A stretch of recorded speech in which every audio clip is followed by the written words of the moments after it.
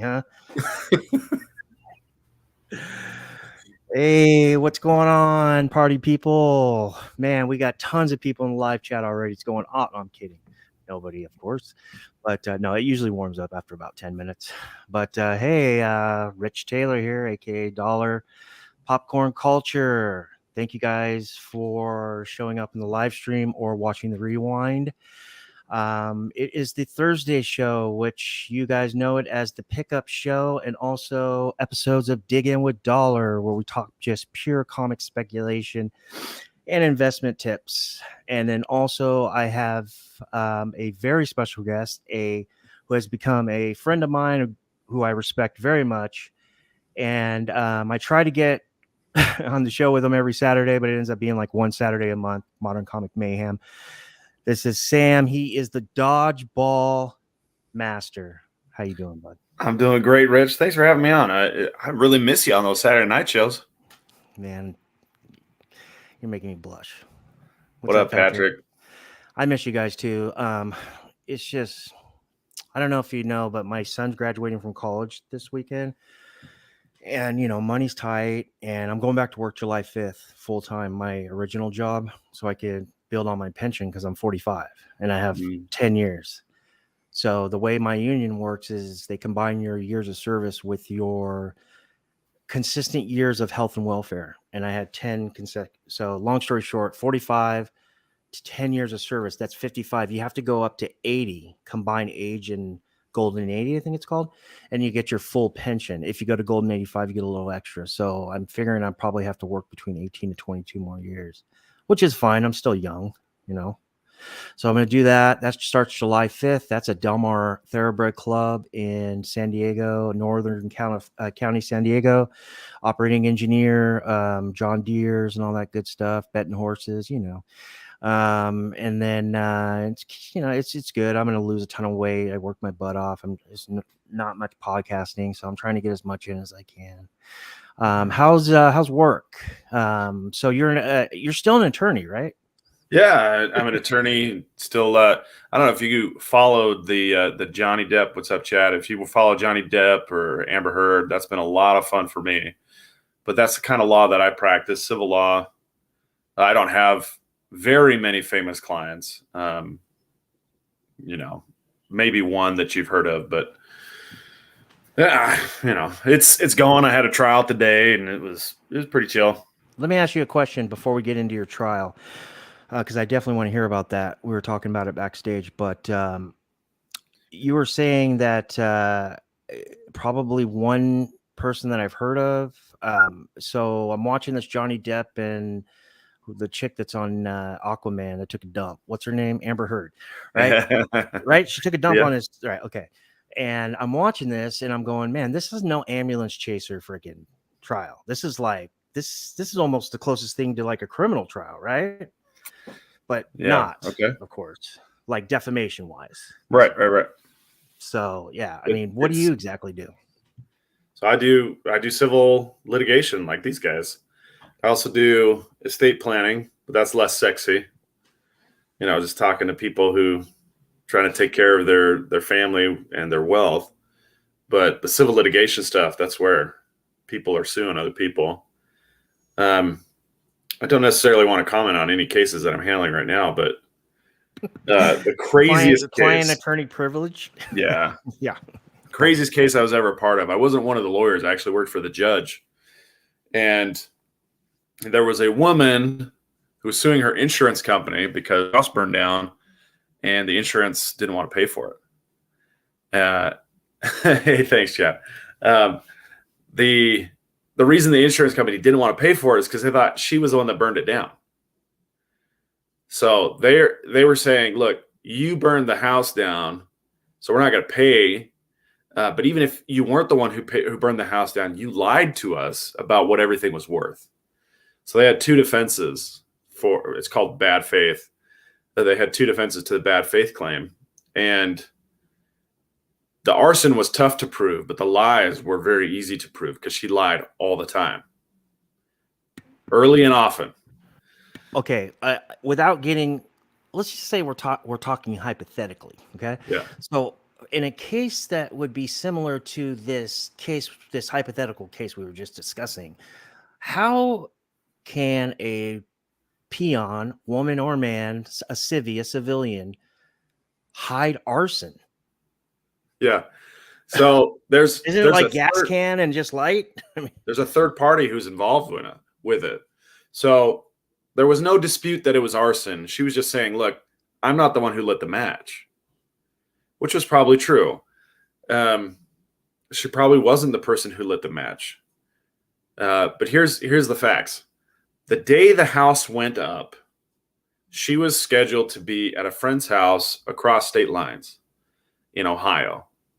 And she didn't show up until 5 hours later. When the fire investigators came to look at the house, there were 3 prized possessions that were not in the house: a plasma TV, a custom china hutch, and very expensive silverware. They were all missing from the house. And if she had a friend testify that those were her prized possessions. So that leads you to believe, okay, she knew it was coming. She wasn't there. Turns out her mom lived, like, their backyards were adjacent to each other. So daughter's house is over here. She comes marching across with her stuff to mom's house, which is just across the backyard. Both houses were identical. They both were valued at about $1.5 million houses. Okay. Big houses. So those 3 things were missing when the house went up in flames. Here's the interesting part. She worked for a guy. You talked about this in the past, how you used to work for a mortgage lender or a mortgage broker. Well, she worked for a mortgage broker too, and he was definitely cashing in. He was doing paperwork with his clients, but he's actually taking out much more money than what they thought they were borrowing. And was then it like a private lender? Was it like a hard money lender or something? He was doing home loans. It was in the lead up to 2007, 2008. Okay. The crash. Stated income, yeah. Yeah. So he's borrowing. He's in the application to the bank, to the lender. He's borrowing 10, 20% more than what the borrowers think that they're borrowing. Right. So they think they're getting a $100,000 loan, but he's actually applying for a $120,000 loan, and then he's pocketing the difference. Yeah, but so she must have a shit ton of equity then. So she knows, she's his secretary. She's managing all of the paperwork. She's the actual one who's changing all the application stuff. And then she gets a cut of whatever nasty proceeds that she's got. That's how, as a secretary, she's able to afford 2 $1.5 million houses. Yeah. Because she's in on the deeds. Well, guess what? Her boss gets tuned up. He gets indicted by the feds, and he's headed to the clink. He tells her, you buy an insurance policy, fire insurance policy on your house, because I need legal fees. Right. You buy this policy, you pay 1 month's premium, and then I'm going to burn your house down. And you'll collect the insurance money, you give it to me. Right. So that's what we think happened. House goes up in smoke. The insurance company's like, you paid 1 premium and now your house burns down and it's arson. Yeah. We're not paying you anything. For sure. That's like lay down right there. So she had filed for bankruptcy like 3 or 4 years before, and she listed her assets value at about $45,000. 7 or 13? Probably 13, huh? Oh, no, it was 7. Oh, really? She qualified. Oh, wow. Well, yeah, she said her assets were $40,000 before. So in the course of 3 years' time, she's acquired enough assets to purchase 2 $1.5 million homes. The only way that happens is crime. Secret ingredient there is crime. Yeah, because she's got positive disposable income, but she's just hiding it because she's on the take with the boss. Exactly. Right. So then she files this claim with the insurance company, and she lists her assets value at about $1 million, including the house. And then by the time trial rolls around, it's now $1.5 million that she's asking for. And the insurance company's like, how does it grow by 50% over the course of a year? Right. She's like, well, just the cost of replacements have gone up. Well, there's should be a cap on that. I mean, there was with us. I mean, man, I mean, I remember, not to interrupt you, but I just do a little segue right here before we finish your story. But I was working. Dude, we haven't even got to the good part yet. I must have had like 30 loans in process with Countrywide. It was July. It was the hottest day of the year in Huntington Beach, which was like 79. No, just kidding. But anyways, we were talking about, I was like, yeah, I'm getting a $50,000 check. And I was just so pumped. It's like my biggest month. We all got this email I was working for a broker, really nice broker, but just small. And then every other person across the mortgage capital of the world, Orange County, Countrywide said, we are no longer funding loans until the foreseeable future. Oh, they shut everything down. I had docs drawn for at least half of them. So we had to scramble. And the only ones that were doing the loans were those pick-a-pays, like Wachovia, World Savings, Woman. Yeah. Anyways, continue. So she gets on the stand and she has to go through cross-examination with the insurance company's lawyer. And he's actually a decent lawyer.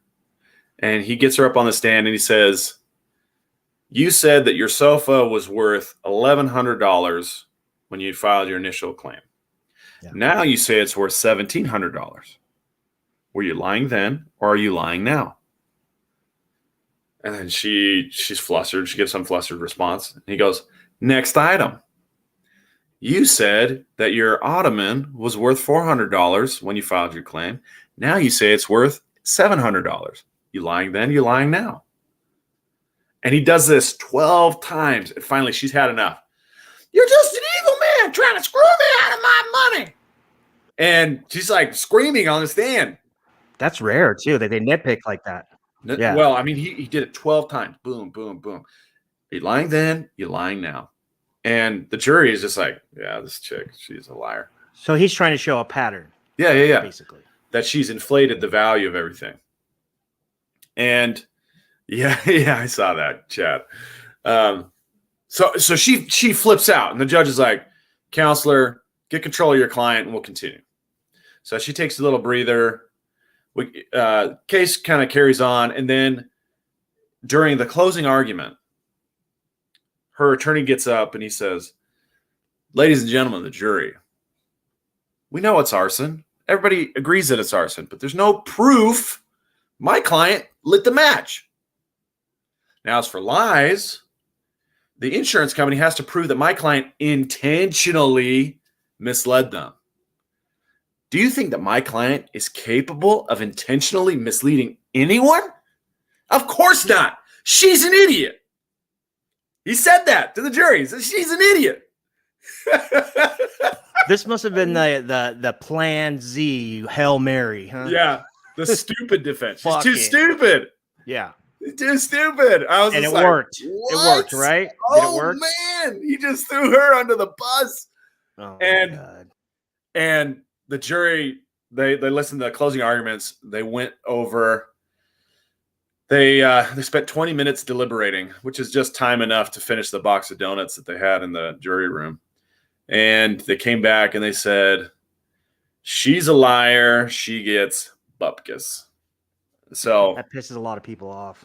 So they appealed, and the Court of Appeals said that we messed up by allowing evidence of her prior convictions in, but that who cares? Like, she did all the damage to herself with all these lies.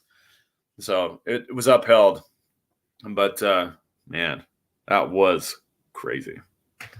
That's the craziest trial I've ever been a part of. I do have one that right now is kind of crazy, but we'll talk about that during boxings and pickups. But thank you for that, because we're all tuned in to the Amber Turd and Johnny Depp trial. Even though we don't like to admit it, we are always sneaking a peek. It's hard to look away. And some of those attorneys are really good at their job. A lot of them are really terrible, but Johnny's got a couple attorneys on there who are really sharp. So I really enjoy watching it. He seems like a kind of a good dude. He's just fucking did too much LSD, I guess, or maybe he had a bad Well, trip. I don't know if he's a good dude. I don't know if being a drug addict makes you I a know. bad dude. Could be acting. No, it definitely doesn't, because I mean, you're bad when you are on drugs, but when you're cleaned up, you realize you were never that person. But I mean, I'm not trying to say that. What I mean by is that, like, to the common person, he seems like kind of like a deadhead or something, fried brain cells. But in reality, he's just kind of a slow, mellow guy, and who knows, he could be acting as well. Well, I don't think he's acting. I think he's just being himself. He's been really charming on the stand. Yeah. Amber, on the other hand, has not been charming at all. Amber Heard has testified that Depp smacked her around all the time, yet she has herself, her sister, and friends all voluntarily staying at Depp's penthouse, and she does not talk to him like a Vic. I don't know what that means, but Victim. Oh, victim. Yeah, gotcha. You damn attorneys. Depp is a train wreck, bro. Yes, I still big fan. All right, let's get going. All right, so we're gonna get into man, guys, I had a long day, so I'm gonna do my best. I know I try to cut it down to an hour, but we ended up going always around an hour and a half. Sam, you go as long as you want. You can leave when you want. But I appreciate you. You really did me a solid by showing up tonight. I just can't do this alone. I'm scared. No, I'm kidding. Don't make me face them alone.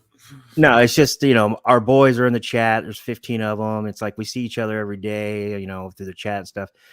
It's nice to have somebody on the side. So let's go ahead and start Popcorn Culture. This is the Pickup Show, episode number 6. We're going to do a little bit of comic book speculation and investment. And what we're going to do is we're going to mix it up a little bit. I know everybody's on the She-Hulk train, in which we are going to talk about She-Hulk or whatnot. Not whatnot. So no pun. She-Hulk or whatnot. But we're going to talk also, Punisher, Frank Castle, War Machine. Now, about every 18 months, there's this rumor that goes around, or maybe 12 to 18 months, that John Bernthal's coming back to hold his Frank Castle Punisher moniker, and then somehow he's going to end up in the War Machine armor. I still haven't even seen anything confirmed besides, just a few I guess you could say interviews with him, which War Machine never comes up, but he says that Frank Castle is a big part of him and he'd love to play it. And I'm watching right now. I'm watching that. Remember that kid that died in 2015, 2016 riots in Baltimore, Freddie Gray? It was about the dirty cops, and anyways, there's been so many of them, but his name's Wayne Jenkins, and he was like the top plainclothes sheriff, and they have a show right now on HBO called We Own the City. It is awesome, and Bernthal is the lead, and he plays the dirty cop who's arrested. But you guys got to see it. For a guy that is playing somebody who was hated even by me all the way in California watching the news, I thought, what a scumbag. He sure makes you still like him. John Bernthal is a very talented actor, and he puts in a lot of emotion into those characters he plays. Yeah, I really enjoyed him as a Punisher, and I do hope that he picks it back up. I don't know about the War Machine armor, but that does sound pretty cool. I mean, you'd have to cross paths with Stark Industries at some point. Okay, so we're gonna get into that. So I'm glad you said that. We're on the same page. So I've been, since I got into comics when I was a kid. My dad is a big time veteran, but he's just so anti-guns when it comes to his kids. But you hand him a freaking 45 and he'll take it apart and put it together, blindfold and all that. But he didn't like buying Punisher comics for me. It was the only one I liked because I could, in my mind, when I was 11, 12, 13 years old, I could relate to him because he didn't have superpowers and he was kind of a pissed off at the world vigilante. I've read every freaking Punisher book. I mean, not everyone, but a lot of them, digital and paper, trade paperback and floppy. But the arc in 2017, Punisher 218 to I believe it's 226, 220, 228, whatever, is the best arc I've ever read for Frank Castle.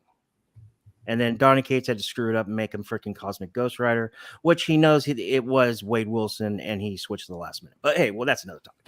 All right, so let's get into a little bit of She-Hulk. I was speaking to Sam. We were talking about spoilers, guys. I know a few in the live chat, are a few of our bodyguards, our hard dudes, are in the live chat, and they don't give a shit about spoilers. But we had a pretty good talk about that. We're gonna kind of mellow it out. So I'm not gonna play the Titan or the She-Hulk D+ teaser trailer because Sam hasn't seen it yet. So we're just gonna go ahead and just. Oh no, I've seen it. I've seen. Oh, that. you have seen it? Okay. I've seen it. Okay. All right. So we're gonna play that first, and then we're going to get into everything else. But before we do that and we get onto the trailer, I know you guys have seen it before, but bear with me one more time. It will help us with this spec matrix, or shout out to Ultra. I didn't mean to say spec, but you know what I mean, this presentation. But if you're enjoying this content, guys, please give us a like. We really appreciate it. If you're not subscribed, you're watching the rewind and watching live, go ahead and click that subscribe button. It won't bite you. Double click that notification bell so you do not miss any notifications from Popcorn Cu1ture, and also, Hump Day Heroes, also affiliated with the amazing with Bryan McClay, Modern Comic Mayhem, and the CBSI Hot 10 on Friday from the House of Stein Network. You can catch us all down in my description. I have them all linked in there. Share this content. It will help us get subs. I'm just under about 430, and it's going a little slower than I anticipated, but that's on me because I've had a lot going on. So without further ado, let's get into the teaser trailer. All right, so let's do this. You're married, right? Right, Sam? Yeah. Okay. That's what I thought. Okay. Very cool. What does that have to do with the trailer? Well, because it's a little hot. It's hot. She's hot. I think she's hot. I don't know. My wife doesn't watch my podcast ever, so I'm just gonna say what I think. Don't worry about it. All good. I just want to make sure I don't want to get any of my friends in trouble. So no, we're good. Okay, so teaser. We're gonna go She-Hulk, and here we go. All right, let me man, some of the digital art that's coming out with her is so beautiful. All right, here we go.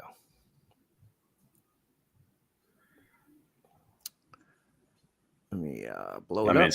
Speaking of attorneys, here we go. Yeah, the gamma radiated attorney at law. Sorry, we are buffering, I guess. And here we go. Being a superhero is a trial by fire. Who's gonna protect the world if it's not people like you?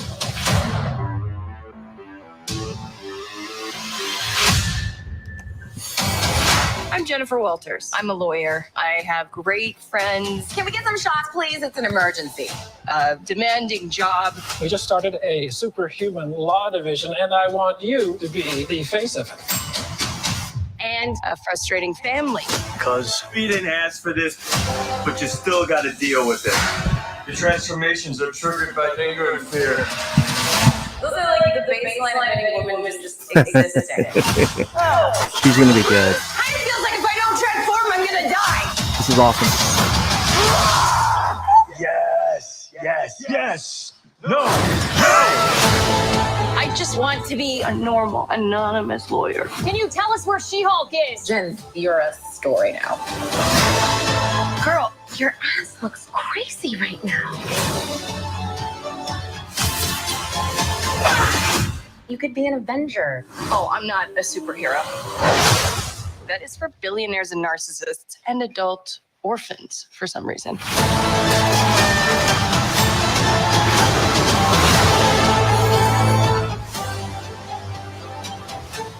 Anything more depressing than getting in your 30s? Yeah, this is the best date I've had in a while. Oh. Should we split some fries? Let's get those to go.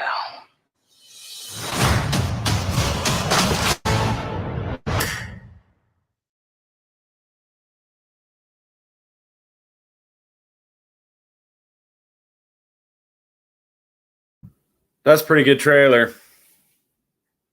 Oh, now look at this. Inception. think you're on mute. Of course, I'm always on mute. Shout out to AOA. He always calls me out on that. So what'd you think? Okay, so I've seen a few She-Hulk cartoons. It seems like she's a really sassy. It's kind of like Ally McBeal type story.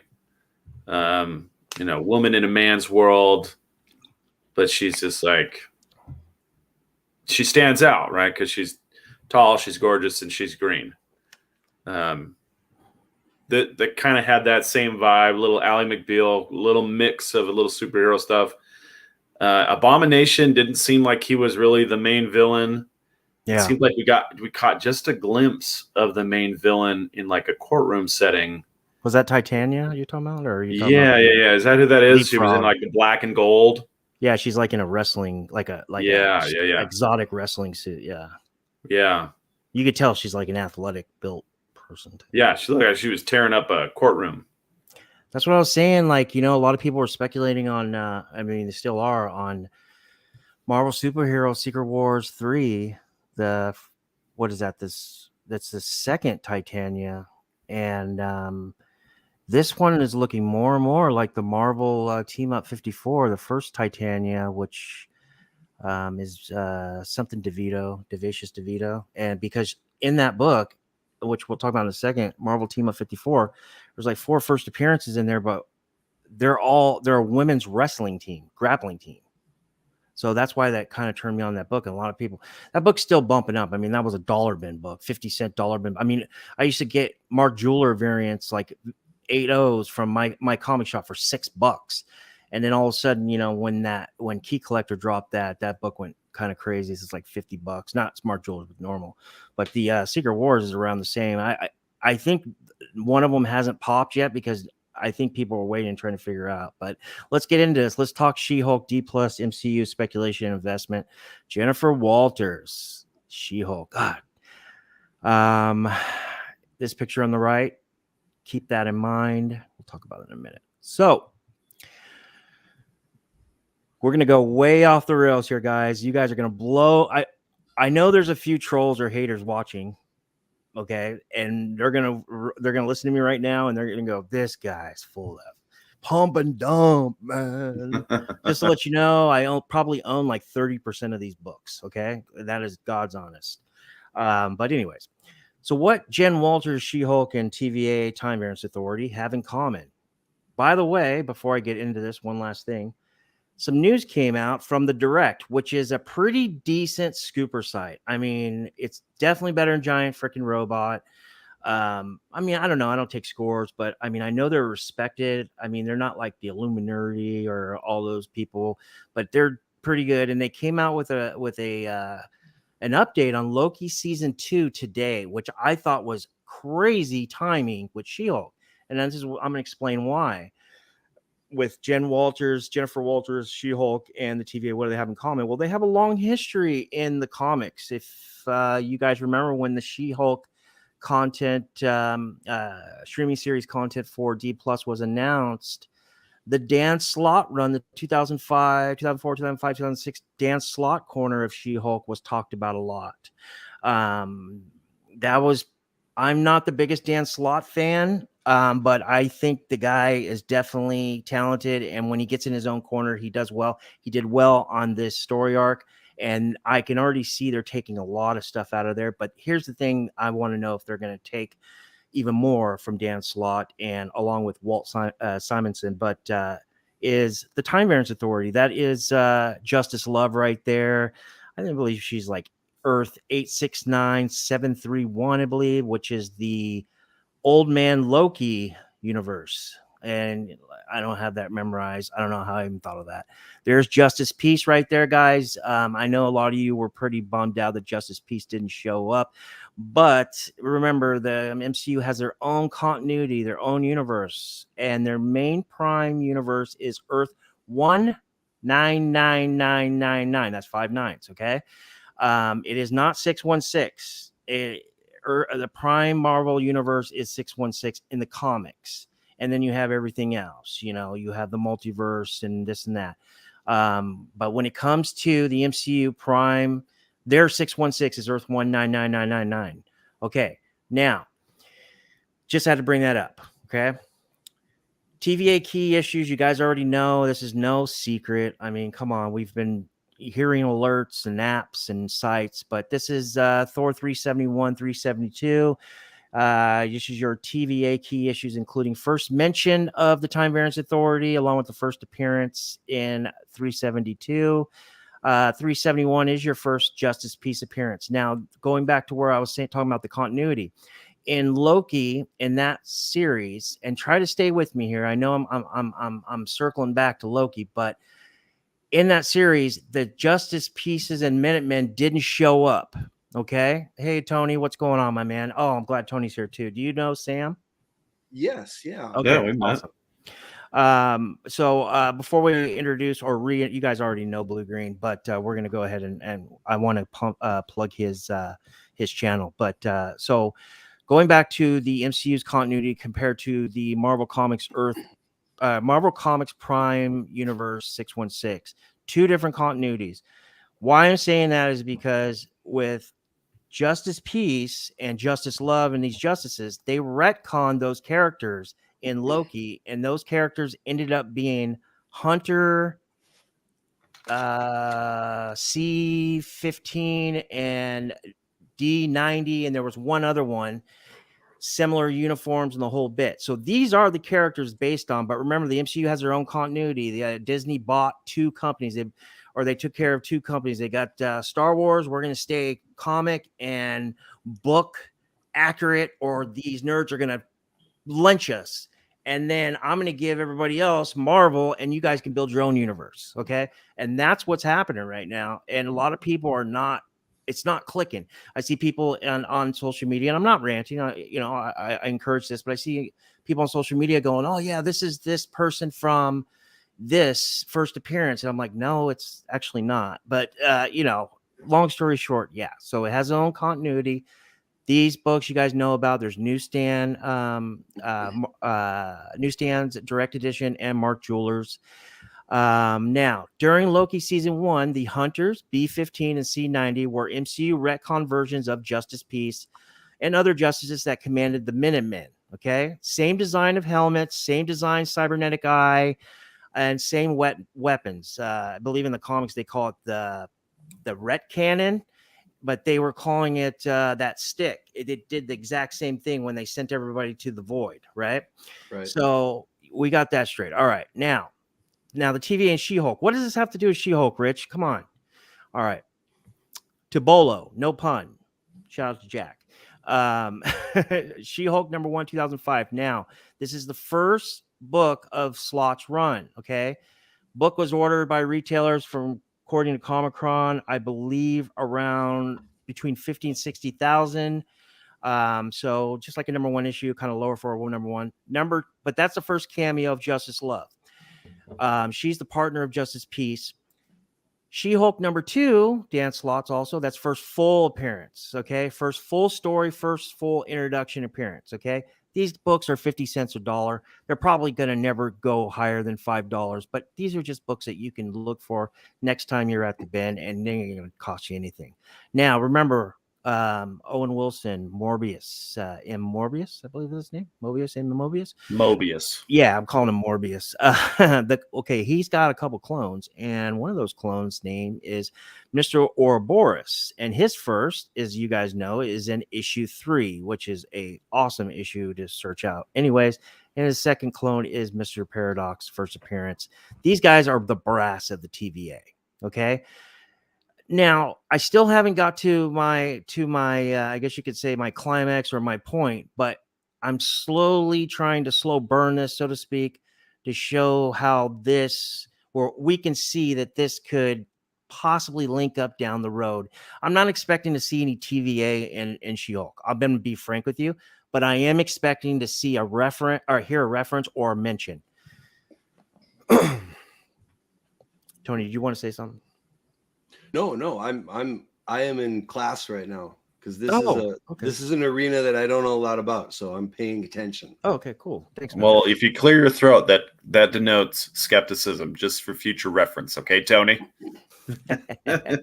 or that I'm shaking off a cold. One of the two. I've done about 25 live streams with Tony, maybe 20, and I know him pretty good. I'm just messing around. He makes me nervous sometimes. So I think it's because I'm 5'9"3/4 and he's like 6'8" or something. You're All right, 6'8"? No. You're like 6 foot, right? 6'1". We're all this big on the screen, so Bryan's a tall dude too. All right, other TVA members that could show up, or I honestly don't think they're going to show up. I'm not saying that, but I'm saying, hey, don't be surprised. But mention or reference, because Loki season 2 is on, guys, and these characters are tied in the comics. It's just too much. There's too much close story context with all these characters that are currently going on in the MCU for them not to cross paths. I just honestly think that there's a possibility. It's not the worst, I guess you could say, gamble, so to speak. But here's another dollar bin book. I believe the highest this book's ever gotten in high grade was like $12.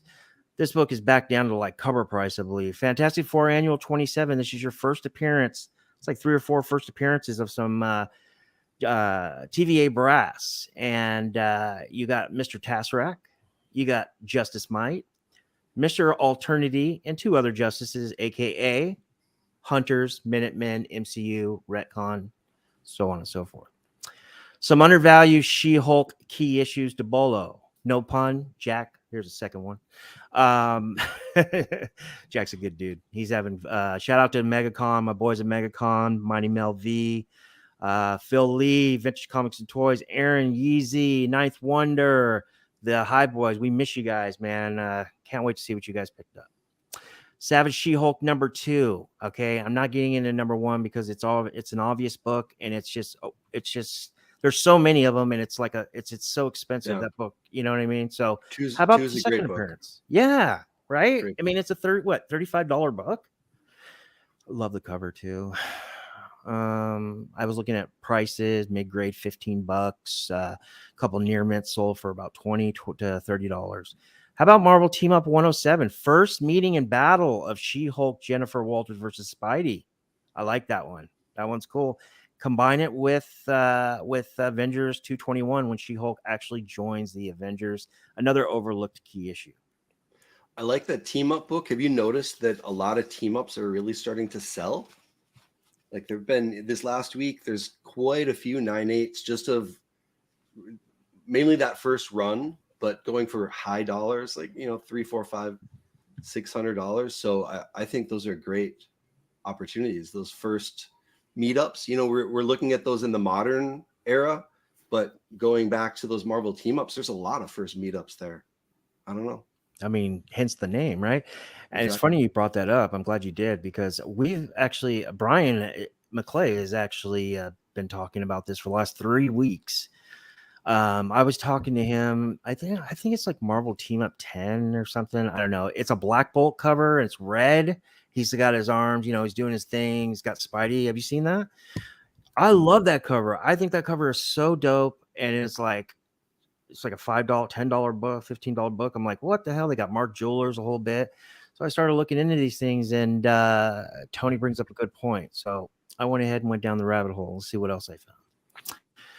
So talking She-Hulk still. So I'm guessing that this is going to work out. I think even if it doesn't get the reviews that we thought we were going to get before the teaser trailer, because I'm already getting negative feedback, but even if it's not 75 to 95% Rotten Tomatoes, ends up being 71% or whatever, I think the MCU is all in on Jen Walters. She's got too much of a history with Avengers, Fantastic Four, and so on and so forth. She's going to need enemies.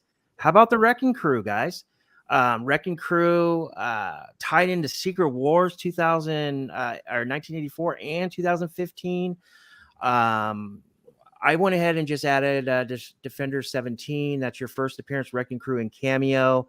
That's Pile Driver, Wrecker, Thunderball, Bulldozer. And then I put the second appearance because we all know 18 is kind of like a mini, grail, so to speak. It's like a $150 book. But there are Mark Jewelers in this series. And a little later down the line, you get some Canadian price variants. Issue 18 is the first full appearance, but it's already $100 to $200 book raw and high grade, so we're not trying to do that. Do you Here's guys, another speaking book. of the Wrecking Crew? Sure, I'm go sorry. ahead.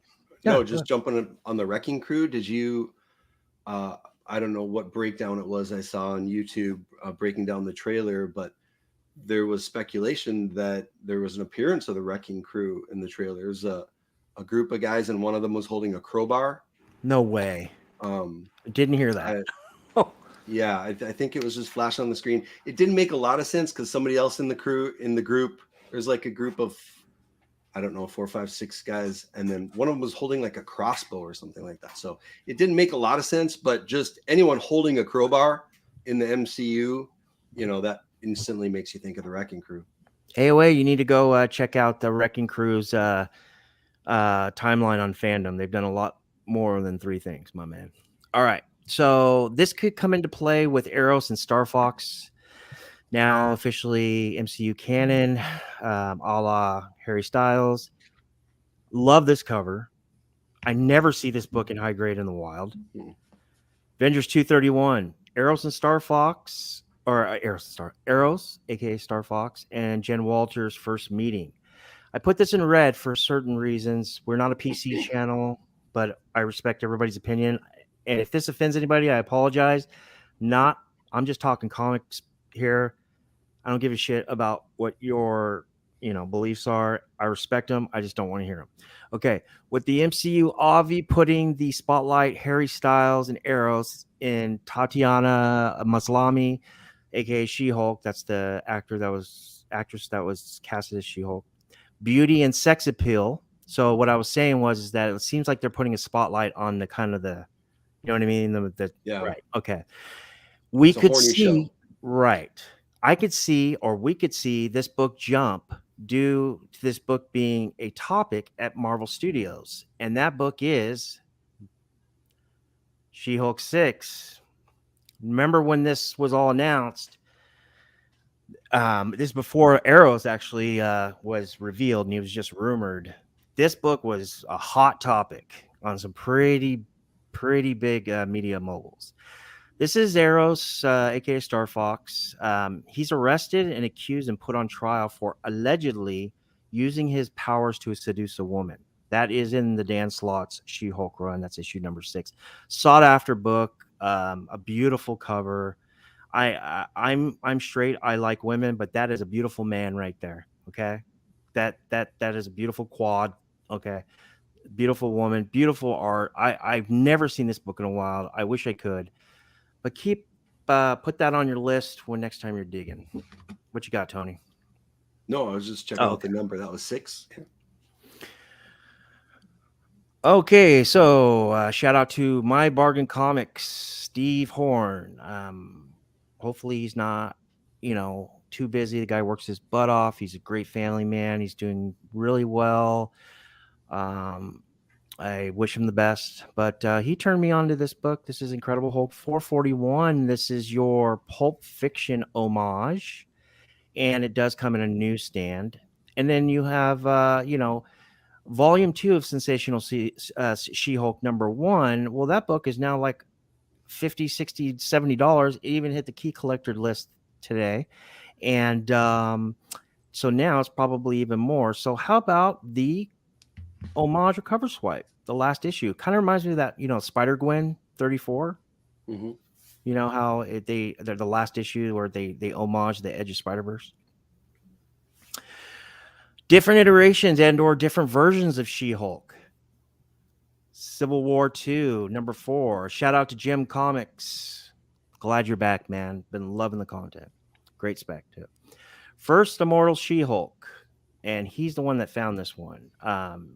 This is, I guess that's my terminology, First Immortal She-Hulk, but what the correct terminology is that this is the first time that Jennifer Walters' She-Hulk realizes that she's immortal, because once she dies, she comes back.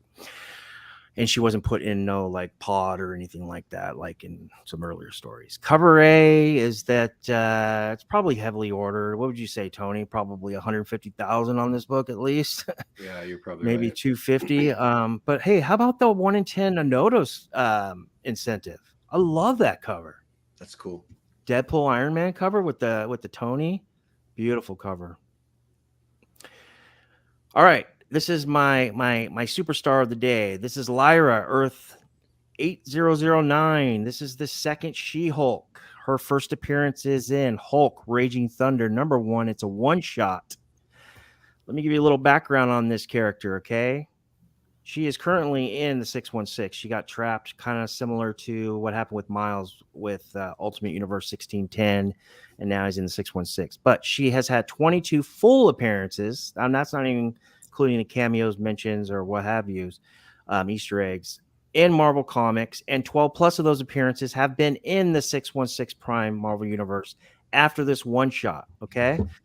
This right here on the right, this picture on the right of the book is her family. That is her dad, Bruce Banner, 616 Bruce Banner. That is her cousin, Jennifer Walters, She-Hulk. Okay, that is her brother, Scar. And I don't know if that's his mom. I don't know if that's, I don't know who that is. It looks like Silk, but I don't think it is. What do you guys think?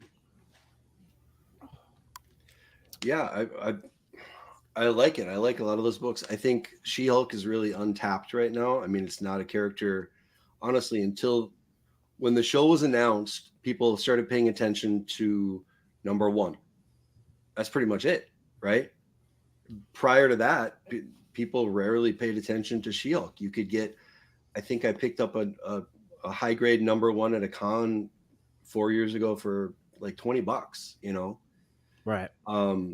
So I mean, that's what's fun about speculation. You try to figure out what the storylines are going to be, what characters might show up, what great runs you can pull from, and no, great books. We're guys. I want to take a break, or a segue, as Brian would say, into the Punisher spec. But I want to go ahead and talk about my two friends here.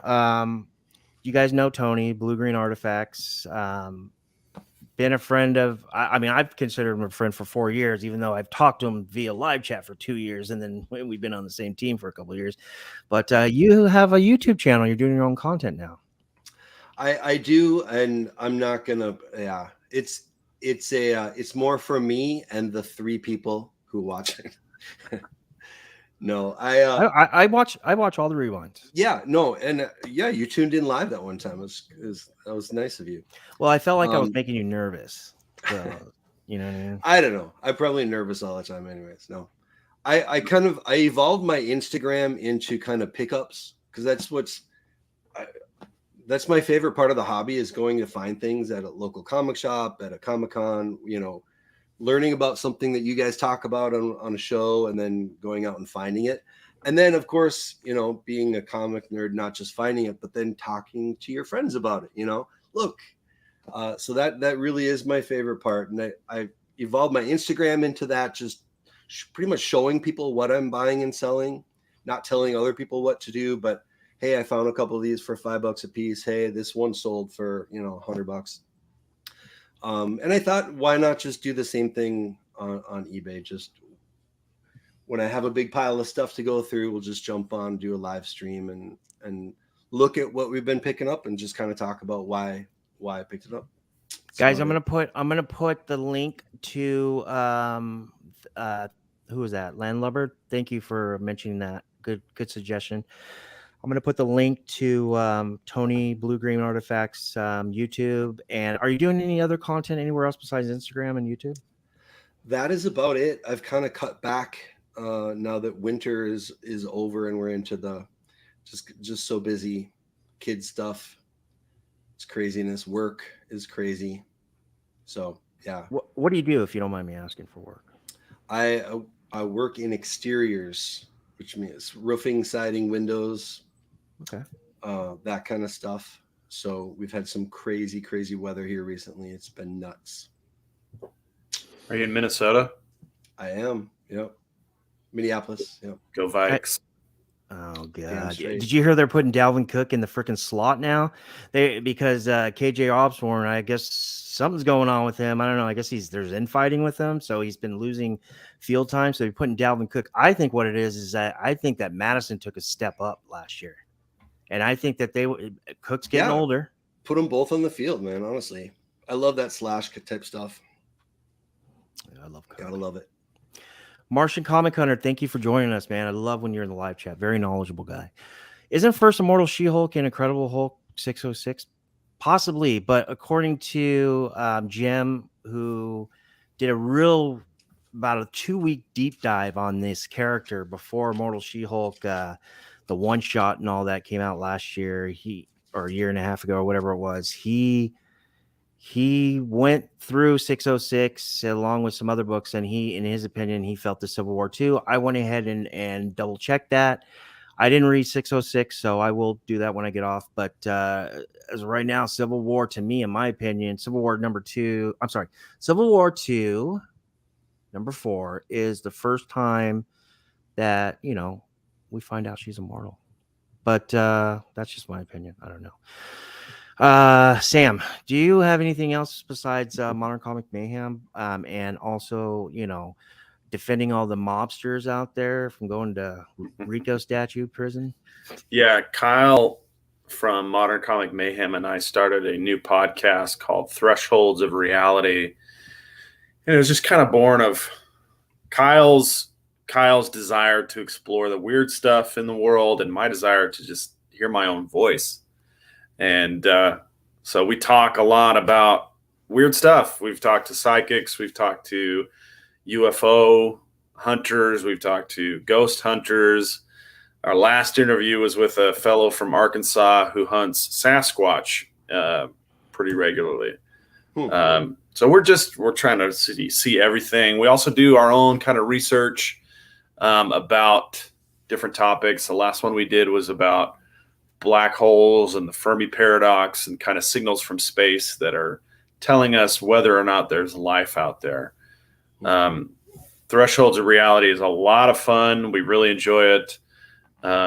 If you are interested in kind of weird stuff, welcome to Thresholds of Reality, the podcast where if you're interested in we explore unexplained and mysterious events, phenomena, and legends. Today, Kyle and I are delving deep into the Fermi paradox and trying to figure out where is everyone. Such a good dude. We'll also be looking at some strange space sounds. Damn, Sam, you're good. We'll look at some very interesting recent sounds from space. Like I said, I just strap in voice as we examine the edges of the unknown. I know a few people like that. But yeah, we have a good time. I think I might be included.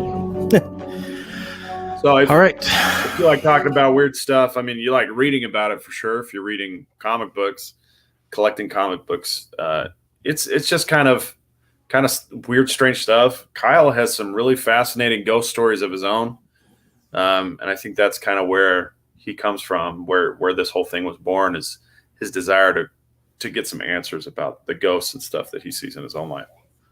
Yeah. I went ahead and dropped the sorry to interrupt you, Tony, just real quick. I dropped the link for Tony Blue Green Artifacts pickup show, his content on YouTube.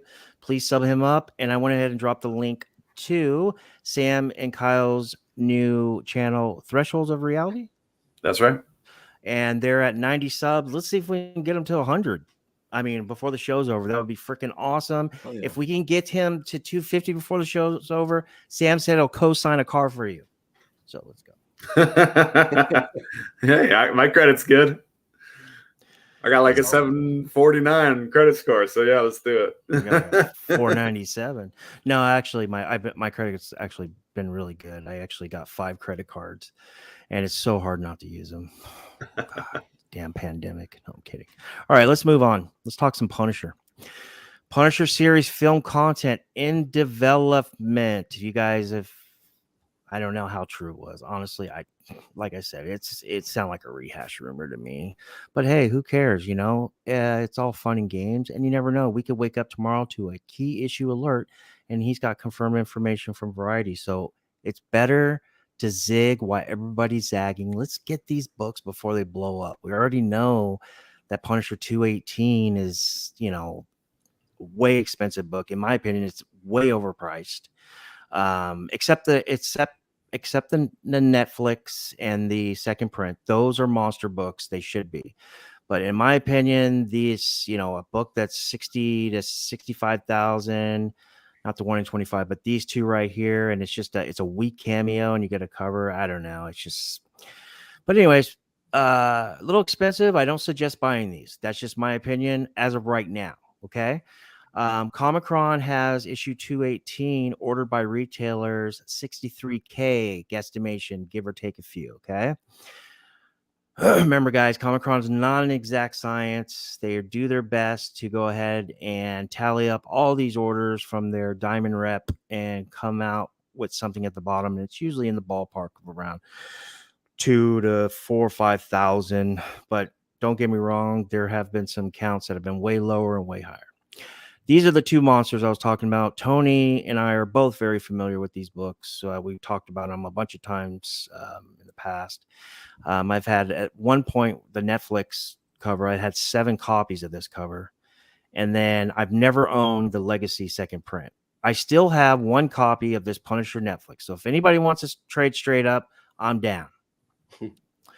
Punisher 219, first full Frank Castle as War Machine. Okay, now this is why I put on my Instagram story why I believe this is the book.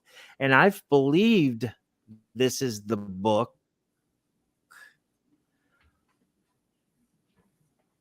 besides the Netflix and second print Legacy. Okay, because those are monster books that are expensive. The reason why is because this is your first full introduction of Frank Castle donning the War Machine armor. He's not just putting it on. He's not just stealing it out of. It's actually full story introduction.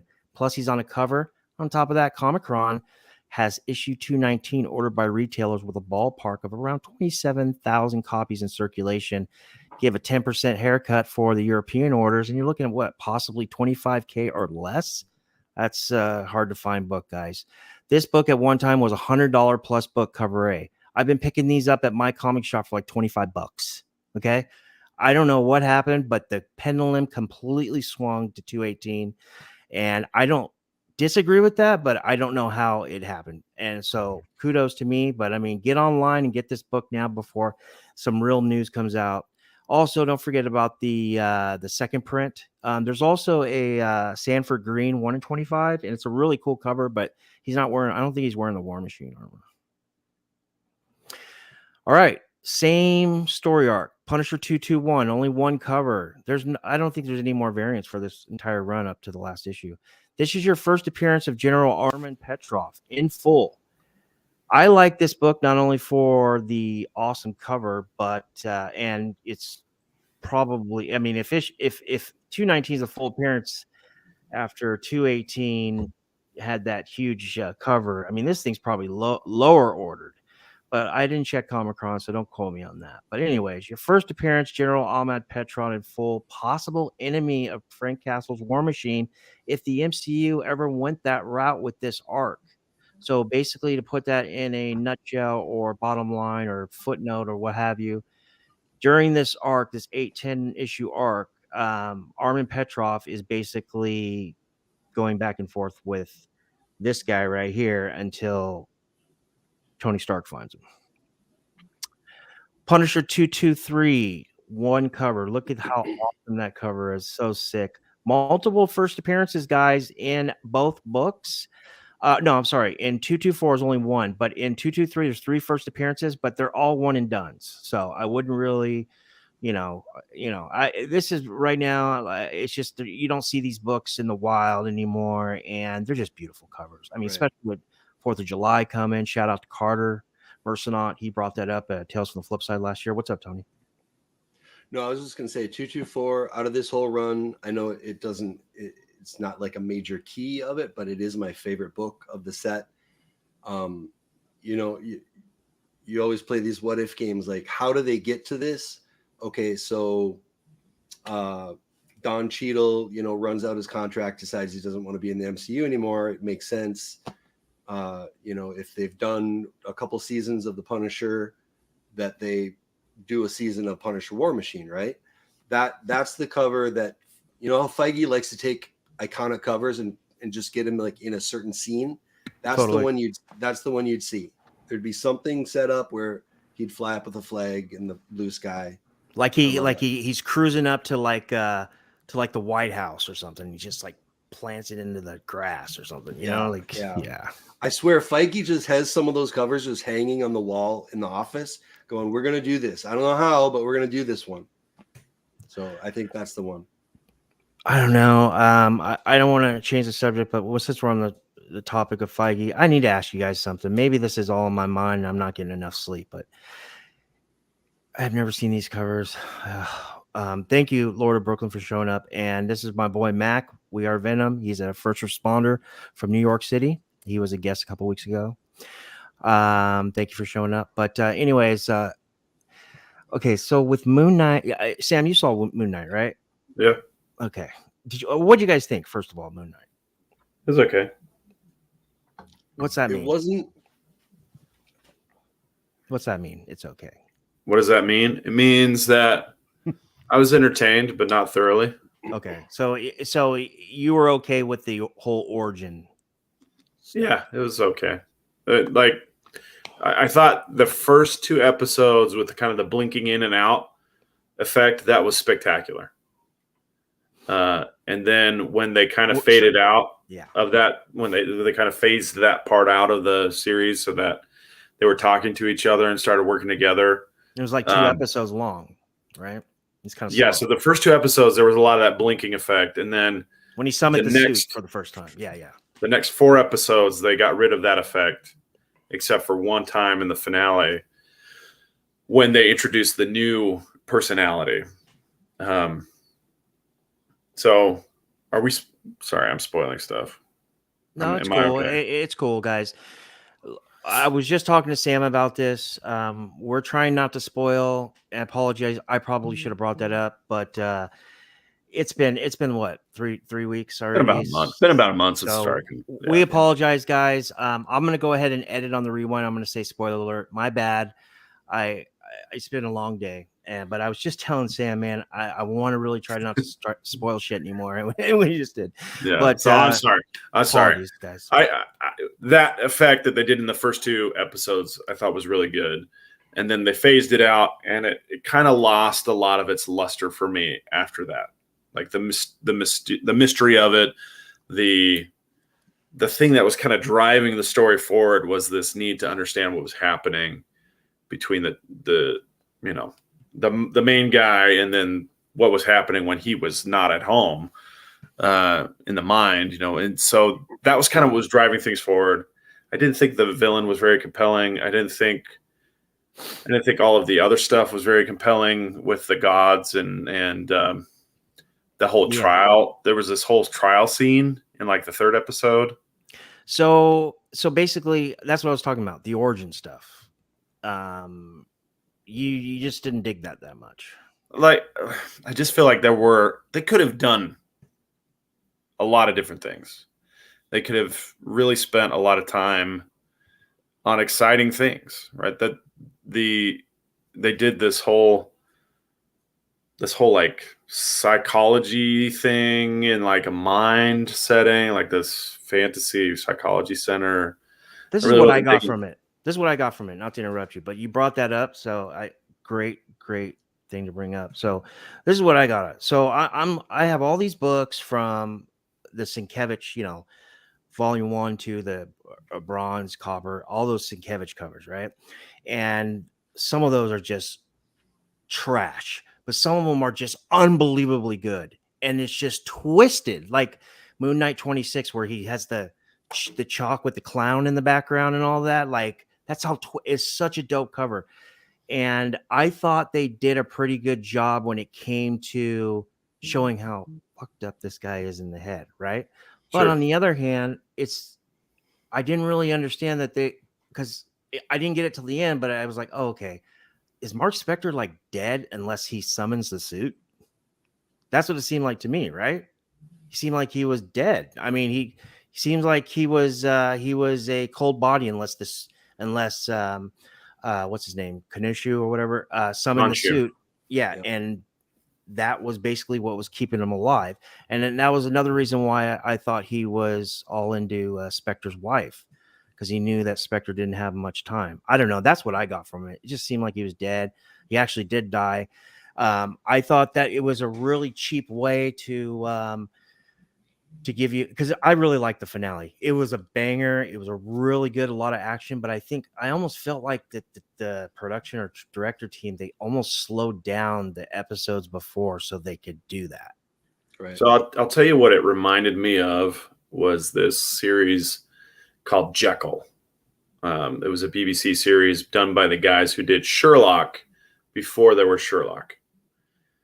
And the first 3 episodes of that show were fantastic because Jekyll didn't know what Hyde was up to. Anytime Hyde was on the screen, it was kind of like Heath Ledger's Joker, where he was just this absolute force of chaos and terror. And you just never knew what he was going to do. He could kiss you as easily as he could kill you. And so that kind of uncertainty was really terrifying. But the second half of that series was trash because they got rid of the Jekyll personality and they made the Hyde personality the main character, the main focus. And they turned him into a good guy. But he still had this kind of insane voice. It was like high-pitched. It was like Irish. Where did they get the hippo from? How did they even come up with that? Because I couldn't find her is in an the actual comics. Egyptian god. That's an actual Egyptian god. So, but she's not in the comics, in the Marvel comic. I couldn't find her anywhere. She's in the Egyptian mythology. I understand that. So they basically just went ahead and put their own shit in there, straight up. I bet she's in that Encyclopedia Mythologica. That Thor So just Hercules basically one like Thor and Loki and his whole family, right, Tony? Just like Norse mythology. maybe. I'm not as smart as these two guys. So I barely got out of high school, guys. So, but yeah, let's move on, guys. Thank you guys for watching. And before I do get into the final books of this Punisher Spec presentation, and I'm really glad you showed up, Tony. Thank you so much, man. Oh, it means the I'm world glad. to me. Thanks for having me, man. If you guys didn't show up, I'd be here by myself boring everybody. So I really appreciate you guys. Guys, if you are enjoying this content, or if you're not, okay, I care. Okay, we care. Let us know. Give me constructive criticism. I will clean up the spoilers. I promise. You don't have to rag me on that, but feel free if you do. I will put a banner on this after we're done. I will edit some things. But yeah, constructive criticism. Let me know. If you like what we're doing, let us know. Share our content, please. Make sure you're subbed up to Sam and Tony's new YouTube channels. Threshold Realities, you said, Sam? Thresholds of Reality, yeah. Thresholds of Reality. I just put the link in there, and I'm going to put in Blue Green Artifacts, Tony's pickup show in there as well. Please sub them up. They're also on IG. You can find Sam under, I believe he's like the dodgeball captain or something like that, right? Triple D Dodgeball. Triple D Dodgeball. I love dodgeball. I played for 3 seasons. It was awesome. And Tony, you can of course find him at Blue Green Artifacts. And do not mix up ratio incentives with store variants because he will come knocking. Okay. It was so glassy, and I thought Nick handled that really well. It was awesome. That was a good thing in our community. I'm really glad that happened. All right. So now, and like I said, I'm glad Tony's here because he's read this arc. Sam, have you read this arc? I read what? Have you read the story arc? No. Okay, I didn't mean to count you out. I didn't want to say.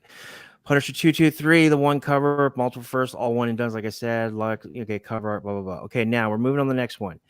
Punisher 226, kind of a weirded out cover. Is that Kang on there? Zemo. Oh, that's Zemo. Okay, got it. All right, it's been a long day. Punisher 226, one cover, multiple first appearances as well. There is one character in there that has 3 more appearances in full and 2 mentions, but the other character, I think there's only one more, is a one and done. Low print run on this book, guys. Pretty cool cover too. And this is the finale, the big one. This book is never talked about. This book is never seen by me, at least. I've never seen this book. I was buying comics and pre-ordering books when this book dropped. I don't remember this book. Now I desperately try to find it everywhere. This is my spec play of the day. This is Punisher 228. Bolo alert. must find Punisher 2281 cover. This is your last issue for all you last issue collectors, speculators. This is your first battle of Iron Man Tony Stark versus Frank Castle's War Machine. And look how dope that cover is, guys. I love it. That is nice. Thank you for tuning in to another episode of Diggin with $1. Please like and share. Love you guys. All right, guys. Pickups. Pickups? Boy, do I have pickups. Just kidding. I only have one. Here, McClay's. Let me tell him to jump on. I shared this on Modern Comic Mayhem, but I collect manga. I do have some American comics, but not a lot. So most of my collection is manga series that I think are spectacular and that I want to make sure I have to hold on to in case there's a solar flare or something, or maybe an EMP and all of our electronic grid gets shot to hell. Well, shit, we already had our first pandemic.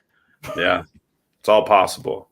So I got the hard copies, but this series is dropping anime. It's called Spy Family or Spy X Family, and it is phenomenal. It is so good. It is so surprising. It is so entertaining. It's so humorous that if you are not watching the anime, you're not buying the books or reading the books, you're missing out on some really great content. But Spy Family. Is that this right here? Polygon Yeah. Spy Oh, X, yeah, that's episode it. 6. Okay. Anya punched her bully in Spy X Family and set the internet. Is there spoilers on here? As if we couldn't love her. Okay, it says a couple weeks old, but yeah, it could be spoilers. So yeah, this is what we're looking at here, guys. Manga. He's really into manga and anime. I'm trying to get into it, and it's not tough. I love it. I'm having a great time. He's taught me a lot in the 4, 5, 6 months that we've been hanging out, and I'm buying manga variants, I'm digging them up, and now I'm dabbling a little bit with who cares about first in US comics? I want the first, So Spy Family just had it's like 6 episodes into its first season of anime. And what it does is it mixes a lot of really wholesome family content with some really violent imagery, because it's about a spy. It's kind of like a Mr. and Mrs. Smith, but they also have a daughter. And it's really fantastic. Nobody knows about who they are except for the kid. The kid knows that the dad is a spy, knows that mom's an assassin, but they don't understand how she knows. And she knows because she's a telepath. So they each have the secret identity that they're keeping secret from the others. And that anime it's banging. It is so good. These books are flying off the shelves. Hey, Anyway, Sam, let me before you continue, because there's going to be people in the rewind. I pretty much know I guess you could say the circle that watches or follows this. Not a lot of anime and manga. So can you kind of just give a really short difference between a comic book and an anime, manga, story arc, context, what have you? Okay, so what up? What up, McClay? So with manga and anime are content written or published by Japanese authors for Japanese audiences, but then they get kind of spread around the world. They read the opposite direction. So the front cover looks like a back cover. This is another series that I absolutely love. Also getting an anime this fall called Chainsaw Man. Oh yeah, I just bought that. Oh, it's on the way. I don't know if I got the good one. I just got it on Amazon. It'll be a good one. So you notice that the cover, the front cover is on the wrong side. That's because it reads the opposite direction. Oh, so it's like a flip book kind of. No, it's just flipped around. So Hey, bro, man, you guys didn't invent it, okay? We did, bro. No, I'm kidding. It's not a flip book. I was just flipping through the pages really quick. I'm sorry, guys. For some reason, my headset is all fucked up and not working correctly. What's up, buddy? Bryan. What's up, Brian? So they're dropping an anime for that one in October for Chainsaw Man. So Very cool. I've got it collected up to issue number or volume 10. It's another one that I would just Now these trade love. paperbacks, Sam, or are they? Yeah. These are, I mean, they call them volumes, or if you're into Japanese, they call them tankobon. It's just a compiled issues. These come out weekly in black and white, and then they compile the black and white weekly chapters into volume format with color covers. They do kind of widely produce these. There's not like variant covers very often. There might be in like a second printing. For example, I have some first edition One Piece that have some foil on the cover. And then the second edition that has no foil. So if me or Tony decide to go hunting for that book, what do we want to look for, or any of our subs? Well, these books really don't have a ton of resale value yet. Oh, okay, gotcha. If you're hunting for them, I would say if you're speccing them, there's probably not going to be a lot of value in spec of these volumes. But if you're looking at like the weekly Shonen Jump magazines where certain issues are debuting, or you might have like a highlight. If you might have a highlight issue like One Piece Chapter 1000, for example. If you could get that magazine, that might have some resale value. Also, a lot of times the Shonen Jump magazines will have Yu-Gi-Oh cards in them. Ooh. If you get them with the Yu-Gi-Oh cards still in the pack, those would be worth a lot. But for the most part, these volumes don't have a whole lot of resale value. Not yet anyway. Maybe in the future, but not right now. Hey, Sam, I don't want to sound weird, but you're a really good looking guy. I just want to tell you that. Yeah, I never really noticed it. I mean, you always turn me on with this charm, but you're a good looking guy. Good. I like your confidence. You got good vibes. Good vibes. Hey, dude, I am secure as hell. So yeah, just want to let you know. Well, okay, I'll take it. I hope you can wake up in the morning now. No, I'm kidding. Do you have anything else? As far as series to be looking out for, there is a new series that is starting up and is just selling in the first couple volumes right now. It's called Kaiju number 8. And it may be the next big thing in manga. We'll have to see. It was selling a lot, and then it kind of petered out once it got into its once it got into its second once it got into its second story arc, it did kind of peter out a little bit, but it does have potential to really set our hearts ablaze. It's really good. Kaiju number 8. And then Chainsaw Man is going to get an anime. Oh, I heard. I would expect it's going to boost sales through the roof. But as far as like really kind of charming series that aren't getting a lot of play, I would say there's a gag manga, meaning that it's about humor. It's a humor manga. It's called High School Family. I think it's very funny. And there's a couple other series right now that are hot. One of them is called Tokyo Revengers. Revengers? Revengers, yeah. What are we, Revengers? Yeah. Remember that? Well, the Revengers. Yeah. But Tokyo Revengers, it's a kind of like a mix between Butterfly Effect. Remember Butterfly Effect? Hell yeah. Part 2 sucked. So it's like that. It's got that same kind of time travel mechanic, but the story is much more compelling than Butterfly Effect. Have you seen Donnie Darko?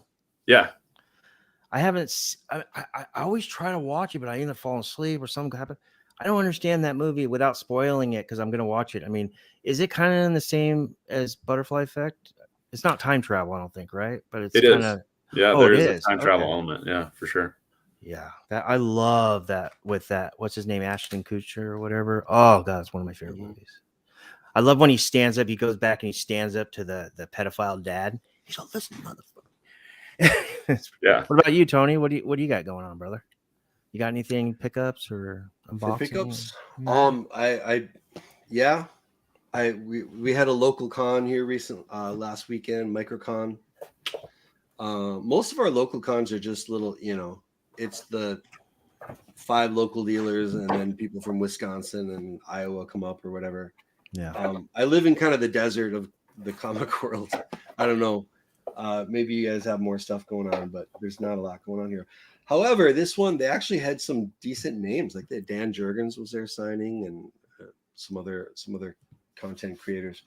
I actually went through these before, but they're sitting right here, so I could fly through some stuff really quick. Right if on. that's all Hell right. yeah, take your time, man. It's kind of fun again, just to Glad look you're at here. stuff, Thank talk you. about what we're doing, and We need to do why. a show together, brother. Yeah, absolutely, man. I would love to. I love your knowledge. Action figure variants. If it's a big name character, I got to say, I buy things to sell. I really do. I do have a personal collection, but if I'm going to pick something up, I want to be able to flip it or grade it and hold on to it, and investment wise. So, cool. I like the action figure variants if you can get them for like $5 or less, and they're a major character. There's just too many out there for me to chase every single, action. A lot of them figure were variant. qualifiers, though, right? Yes, and I wish I had a diamond account so that I could. That's a nice one. Dig into that. Did you see that, Sam? Qualifiers. Can you show them this R2? Dude, that thing is sick. I've never even seen that. Oh, look at that. That's awesome. Dude, I love droids. I like the Chewie. Yeah, Chewie's cool. I don't know. There are. Did you guys see the Adam Hughes for issue 2 for Chewbacca in Solo? It's the worst cover I think he's ever done. I did see. Oh that, my yeah. god, that's a nice one. Nice. Not a major character, but he showed up in the very cool. Yeah. First movie, so why not? Shout out to McClay. I hope he comes back. We were just talking about droids. I'm sure. Right, Luke, and that's in the squadron. Yeah. We have a local, one of our local shops here. You love the dealers who have like half price. Like everything's cheap. I don't know. Basically, like my whatnot sales. Right. Yeah. I'm literally throwing books. I had this book today. A Silk Mango. I think it's a 1 in 20 or 1 in 25. Last issue, sought after, $100, $7,500 book. I got a minute left, and it's only at $20. I'm all, just get me to 25. I'm gonna throw in this X23 number 2 Raza 1 in 25. It was like, what? Yeah. Dude, that book's gonna go to like $70. Why? I go, I just want to hook you guys up. There's some crazy deals on whatnot. Crazy deals. Yeah. Very cool. That's an incentive, obviously. This is a 1 in 100, yeah, for Star Wars number 8. Is that I'm a big 2015? fan of these sketch. Yes. Yep. The original run. Yeah, I have 19. 19, the sketch the with Princess Leia. I have that one. Right. Ooh, that's cool. Young. Nice. Scotty Young is another one. If I can find them for $5 or less, absolutely. I think there's enough. Either Scotty Young collectors or comic collectors whose wives collect Scotty Young. You know what I mean? And I bet you at least a few of those are percentile qualifiers. Yes, and again, I sometimes I wish I could sign up for a diamond account just to. Are you selling that? Just to get that information. I'll buy it. I will be. I got to go through and figure out. I'm phasing away from selling raws. I really want to hold on to things a little bit longer and evaluate which ones are worth grading and really kind of maximize my money out of the collection rather than there's just so many books that, I get so happy. It's at $30. Let's sell it for $30. And then I have that. And then it blows up to $350, Even if only 1 in 4 of them do that, I would make more money if I sold less, graded more, and got, sold the big dollar copies. X23 is X23 is one of my favorite characters to chase spec wise. Sam, do you collect comics or just you do manga anime? I have some comics. I don't have a ton. And I just collect them for me and not to sell. Yeah. That's a good decision. No, seriously, it really is. It is. These Archie horror books, I love some of these covers. Madame Satan, love that. Like this is my prize collection. It's a signed Mark Bagley, Fury of Cardiac, Spider-Man, The Amazing Spider-Man 377. Nice.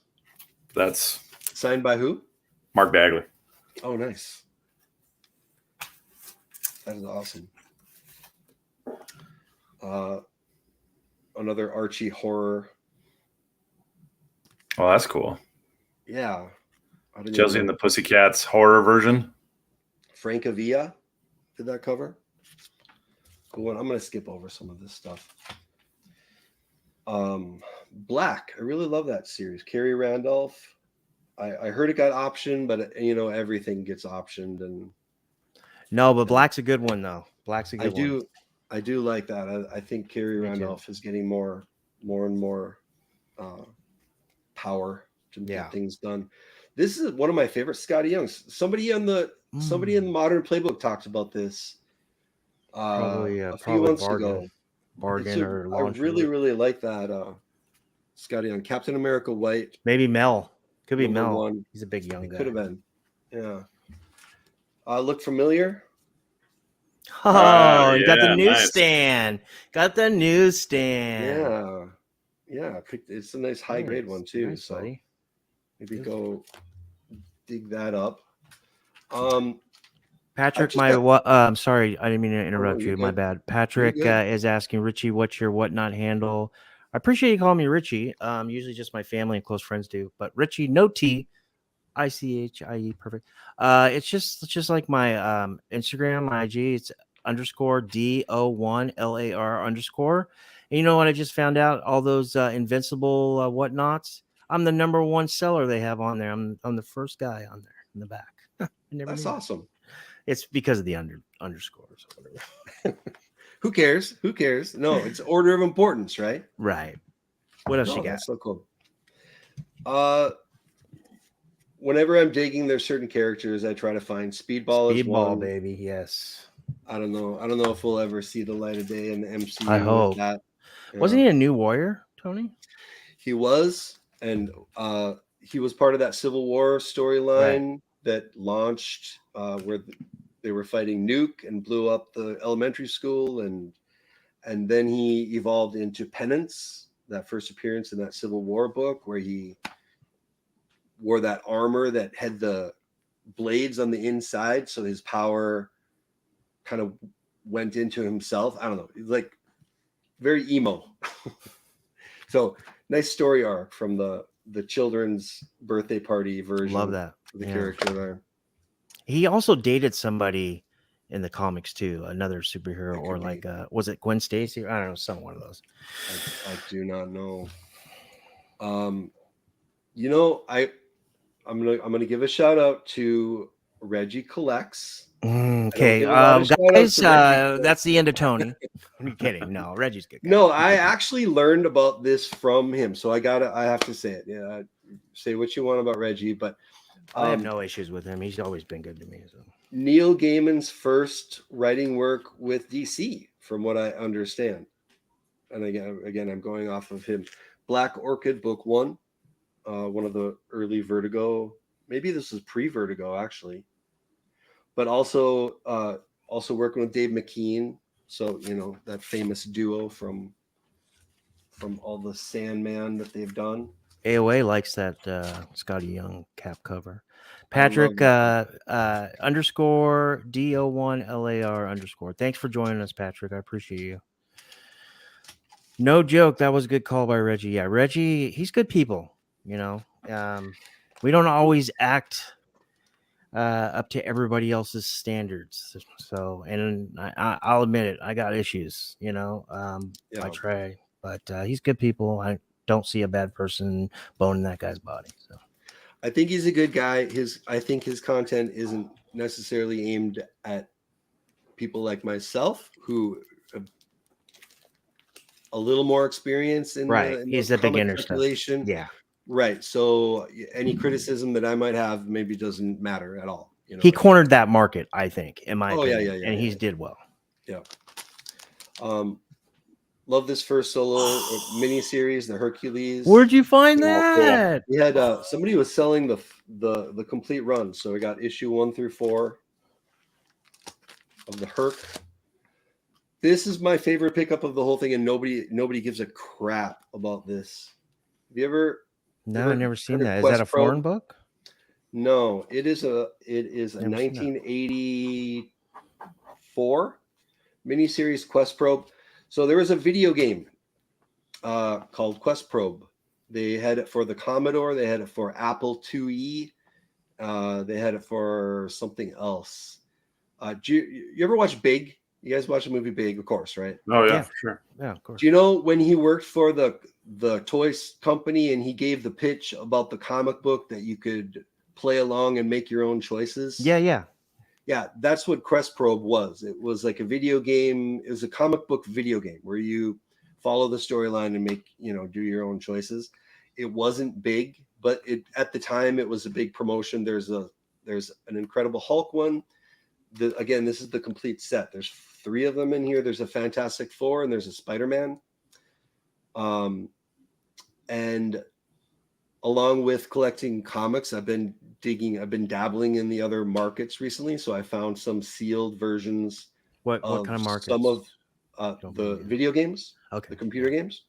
VHS, So I got a couple of these that are sealed of the Apple game and the Spider-Man one. And anyways, I want to get these graded along with those and just kind of have them as a set. I don't know. I kind of think I dig it. Are you doing the tape head stuff? VHS stuff? I have purchased tapes. Mm. I'm not on that show or anything. I might tune in every once. I'm definitely interested in learning more. I think it's awesome. We made our wisecracks because we're all close, right? We spend a lot of time together or whatever. But I mean, I think it's a good thing what they're doing because there's not a lot of people doing it, and I try to watch a little bit more. So I'm kind of jealous. I mean, I wish I had been paying attention to it a year and a half or 2 years ago, right? When you could probably pick up sealed tapes on eBay for $20. Nothing. You can't do that anymore. Hey, got a She-Hulk book for you, actually. I had not run into this before. She-Hulk Ceremony. Wow. It is a 2-issue miniseries. Is it US? It is US. Yep. It is a square bound. It's almost like a graphic novel style cardstock. Yeah, I don't know. I'm gonna skip over some stuff. He said I have a few things, and I'm seeing like boxes of brand new stuff back there. I didn't say I have a few things. I said I got a couple piles here. Love that Silver Sable. The newsstand. Find those that don't have the crease a third of the way down the spine. If I ever get Sam Jackson to sign a book, it'll be this one.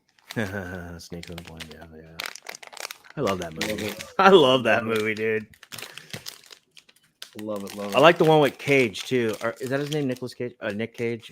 Where they're all they're Con Air. Con Air? Yeah. Yep. Yeah, that's a good one too. Yep. What else? Some more Scotty Young. Little Rocket Raccoon. Oh yeah, I have that. I have that autographed actually, or signed. He did covers for that whole run, didn't he? I think. Yeah, and that I know that is a percentile. The rocket or the speedball? Both. Okay. Yeah. I mean, you could verify that with Steve, but I know for sure the rocket is because I asked him about it. 2099. All right, I'm gonna skip to some of the more interesting. Have you talked to Long Short lately? I haven't. No, I haven't. Caught He was him supposed to come on the anything. channel. I gave him full manager branding and everything, and Nice. he never did it. I guess he's working with Cover Price now. So Really? So I missed that one. Like, can I see that again? I'm sorry. No, it's all good. Oh, cool. Is that McFarlane? Yeah. Yep, McFarlane. I think this is another one. you get those classic team up covers.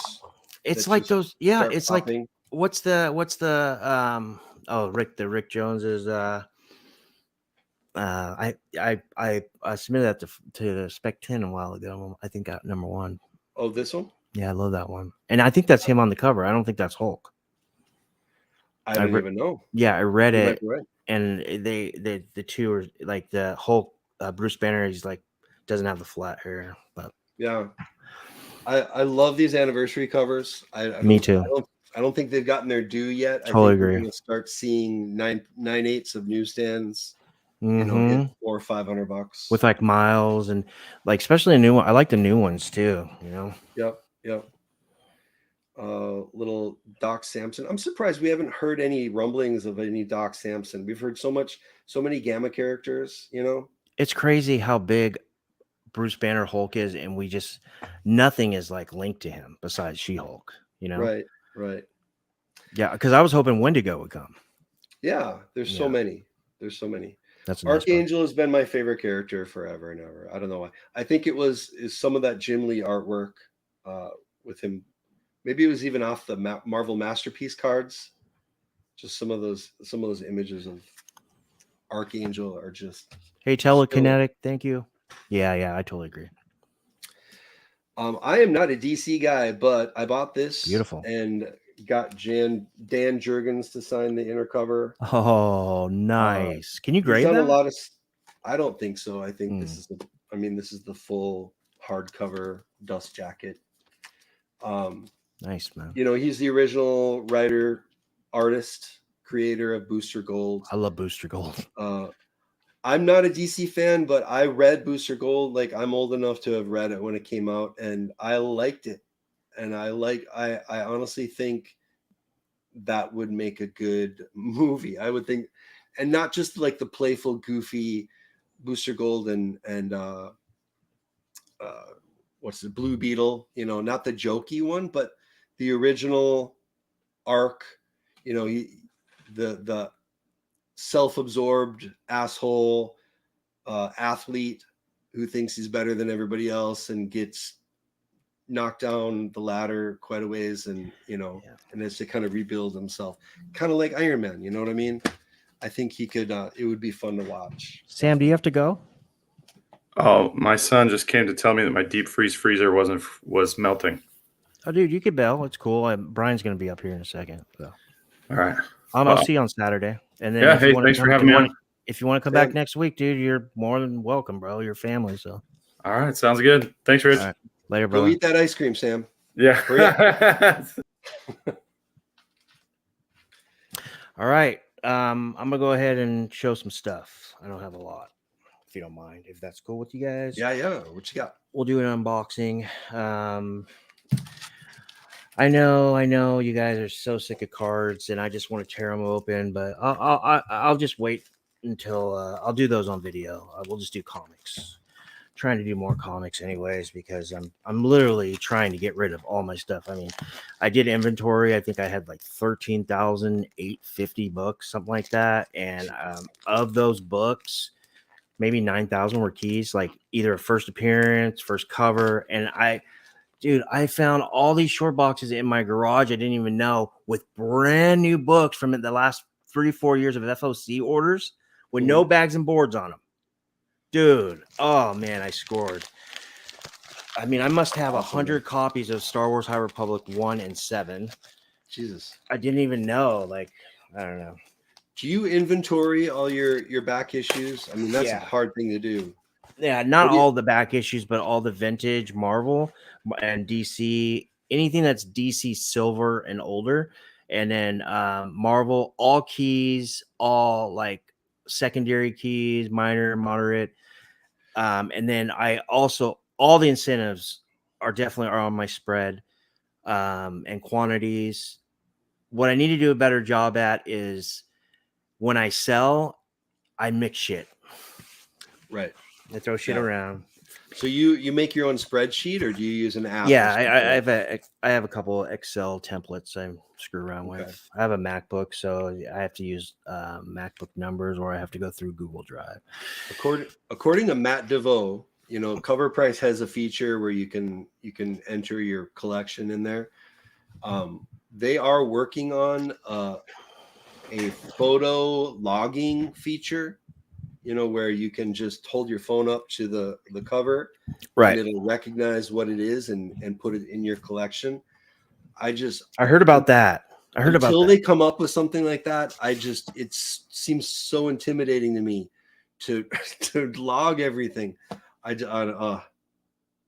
Props to you, man. My bad. I freaking think. Can you hear me? Can you hear me? Yep. Okay? Yep, Yeah. Can you say that one more time? I'm sorry, you cut out.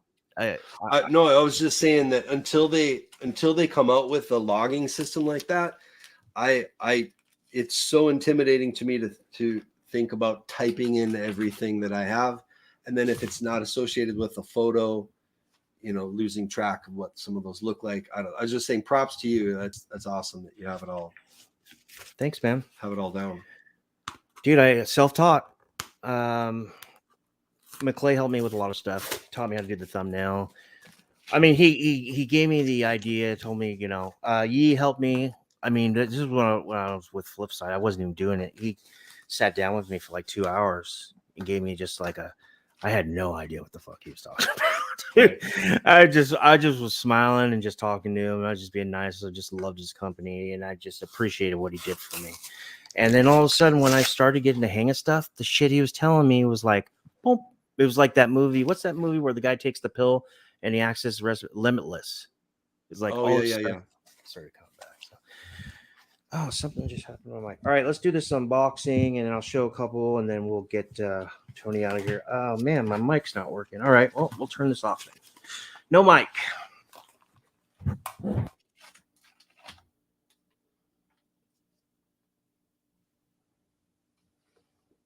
Can you guys hear me okay? I can hear you now. Yep. Can you hear me okay? I can hear you. Okay. Can you hear me? All right, guys. Okay. Oh, shit. There's Brian. Yo. Brian. Guys, you guys know Brian. We'll introduce and share all of his info in a second. Let me go ahead and unbox this and see what it is. I have no idea what it is. I got it from Graham Crackers. See, this is what I do. Pro tip, guys.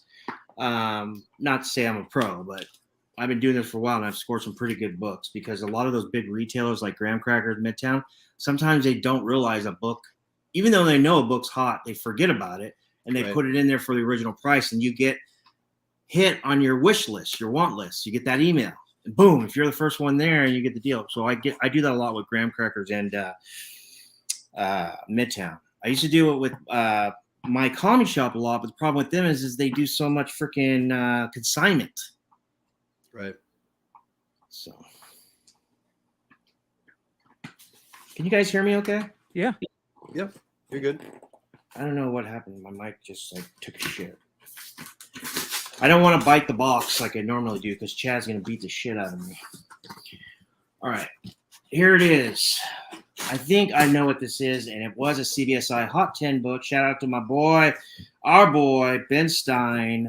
You'll see me, him, and Bryan McClay tomorrow. Hopefully we can get Mel from MegaCon on the House of Stein YouTube channel. Please sub him up. I'm trying to get to 1,000 subs ASAP. Make sure you're subbed up to my boy, Bryan McClay here, my brother from another mother. He is a great friend of mine, and he's a mentor, and I appreciate everything he's done. He has a channel called The Amazing with Bryan McClay, and he's got tons of content on other platforms. Make sure you follow him. All his stuff is in the bottom of the description. All right, here we go. I'll drop blue-green. I'll drop your link in a second. Oh, yeah. I don't know why people do this. Oh, yeah, I can't stand that when they... Fuck, at least they could just put tape on it. You know? Yeah. Here it is. Remember we were talking about this, the John Boy Myers 125? So when I saw that, because I didn't pre-order it, I told you I dropped this title, and Ben was like, oh, it's so beautiful. I was like, shit. And boom, Graham Crackers hit me up and said, oh, we got it for $30. So. Nice. That's awesome. Brian, remember I was telling you I won some Golden Age from the My Comic Shop auction. Here's one of them, All-American Western. Here. Nice. Here's that one I was telling you about, Jingle Jangle #7, the hockey cover. Oh, that's cool. That's really cool. He's hitting the scroll and the little, what is that, scroll, or what is this guy right here? Hitting the head with the pump. Troll or something. Just got a notification from Tfal. They got another set of these in. Got these, the version and the trade for their price. They're not jacking the prices. That's one of the things. But the version, this is going for like $100. Just got this in the mail yesterday. Is that Gonzalez? Grabbed 2 of these from my comic shop. They're cover price. We all know how McClay feels about that. Grabbed this from my comic shop want list. It wasn't on consignment. They graded it 8.5, and I was really confident. And when I got it, it has this freaking color rub right here that's so bad. There's no way this is 8.5, dude. I'm pissed. Is that a regular cover or a variant? No, it's the cover A for Alejandro Jones, first in-story appearance, and it's a low print run books, like 30,000 or under. The comic run says. This was on sale at Midtown last week for $4.80. Is the 1 in 10 design. I grabbed that, and here is my beauty. I don't know if this is a Neil Adams cover, but I really hope it is. No. No? Okay. No, way too early for Neil Adams. That is golden age. It's the first appearance, though, in there. So that's pretty cool. Yeah, I'm really into Batman, and Detective Comics and Action Comics, gold and silver, early silver. Yeah. We got one of these, Brian. Ooh, nice. So we'll open that up. Guys, I'm going to go ahead and Brian's here, so we can share the screen with him. And check this out. I just got one thing to show real quick. Yeah, go ahead. This is we're going to be giving these away. We've got 10 of them to give away. There was only 500 of these made.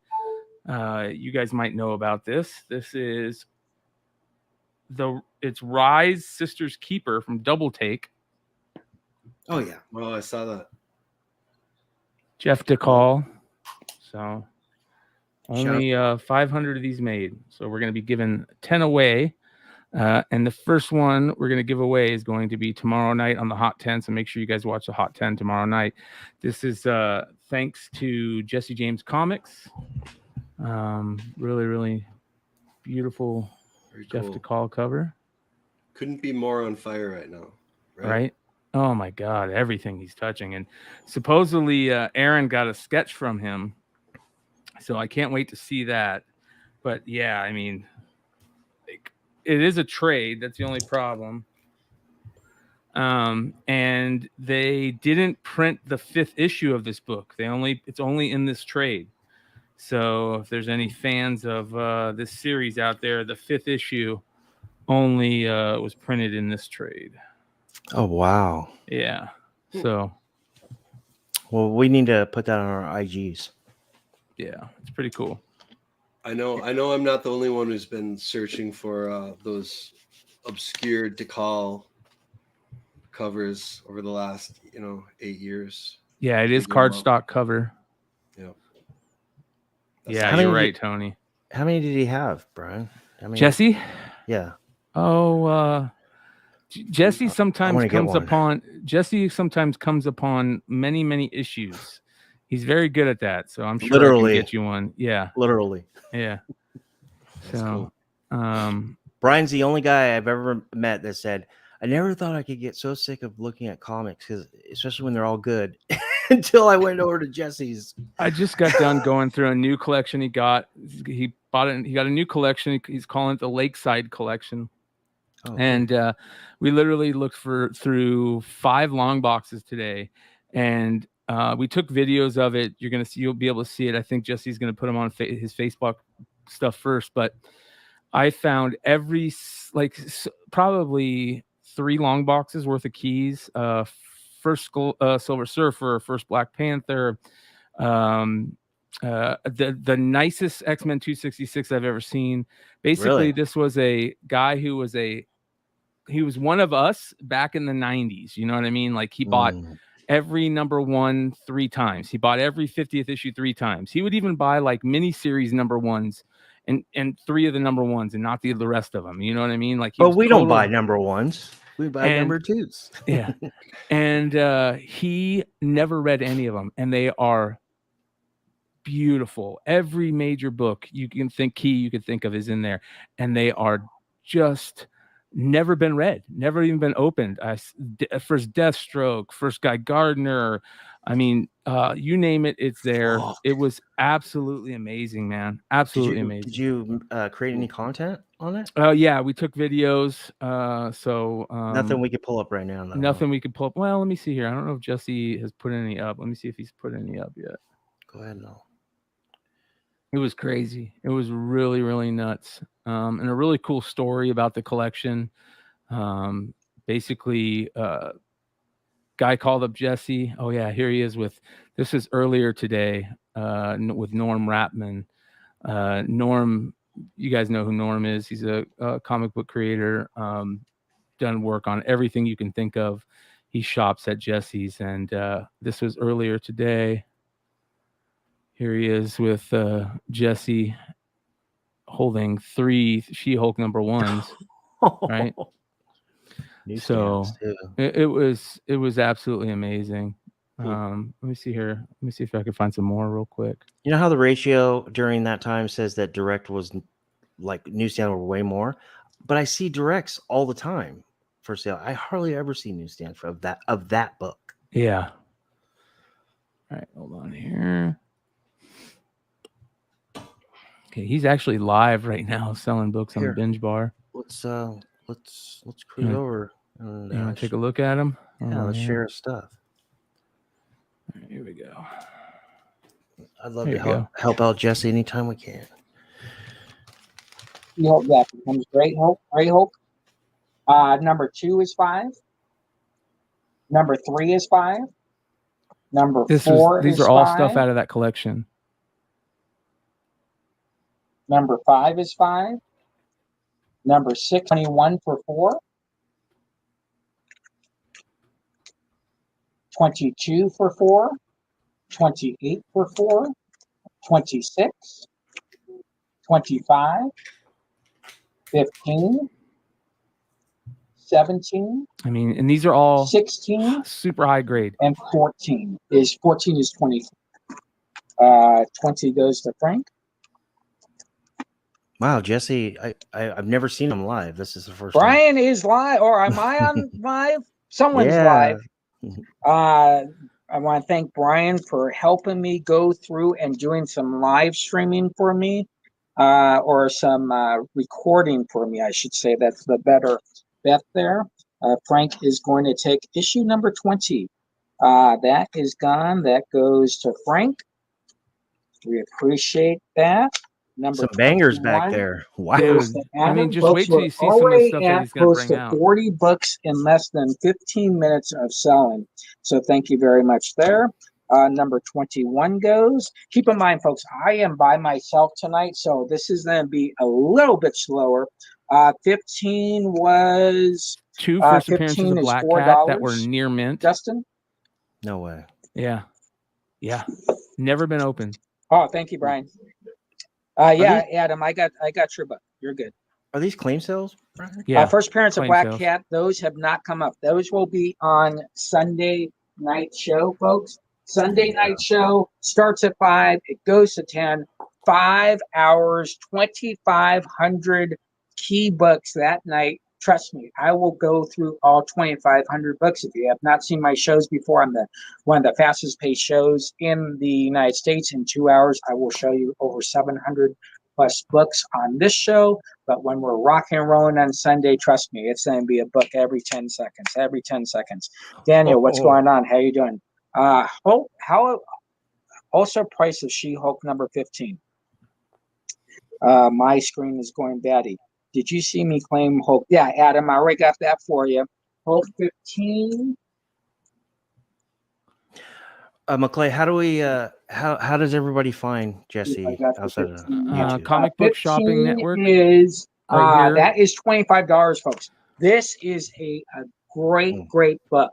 Great book. This is the first time She-Hulk becomes the gray She-Hulk.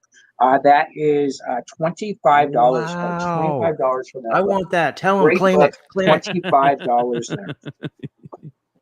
If anybody's watching, claim it. I'll PayPal you. The organization and shipping capability Justin you have to says have to swap pull this off is amazing. Invaders 15 for 7. Yeah, it's nuts.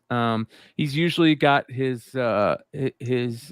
girlfriend with him that helps him do everything in the background. She wasn't there tonight, and he's by himself doing this. But man, he goes through a lot of books, and he sells books for some crazy numbers and then some super cheap numbers. He sold the Adam Blue Marvel #1 for $1. What? Yeah, there you go.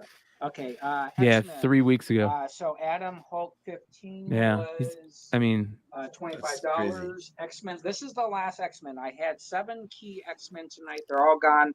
Last copy, 212. That's a good. $20. That's a good book. All these books are near mint, folks. yeah, near All these mint, books are high in grade. fantastic I told him, shape tonight. I go, dude, you shouldn't sell any of these. We should just grade these.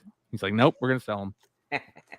It was nuts. Show I see why you guys are friends. 1,077 organized. shows Yeah. on the Comic Book Shopping Network, where over 1,500 comics are sold every day. 24 flagship stores across the nation, with 7,000 plus vetted customers. So very, very cool. Guys, I don't know Okay, Jesse, so but I've Paul, what's known going of on, Jesse buddy? How for you 6 years. I've been friends with Bryan for almost 3 years now. He talks about it all the time. I trust this guy, and I'm not trying to pump his stuff because I don't even know where to find him. This guy seems legit, and I Yeah, like it. yeah, he's a good dude.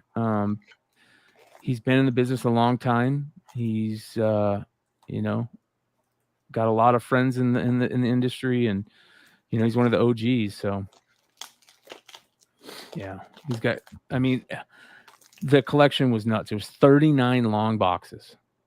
39 long boxes.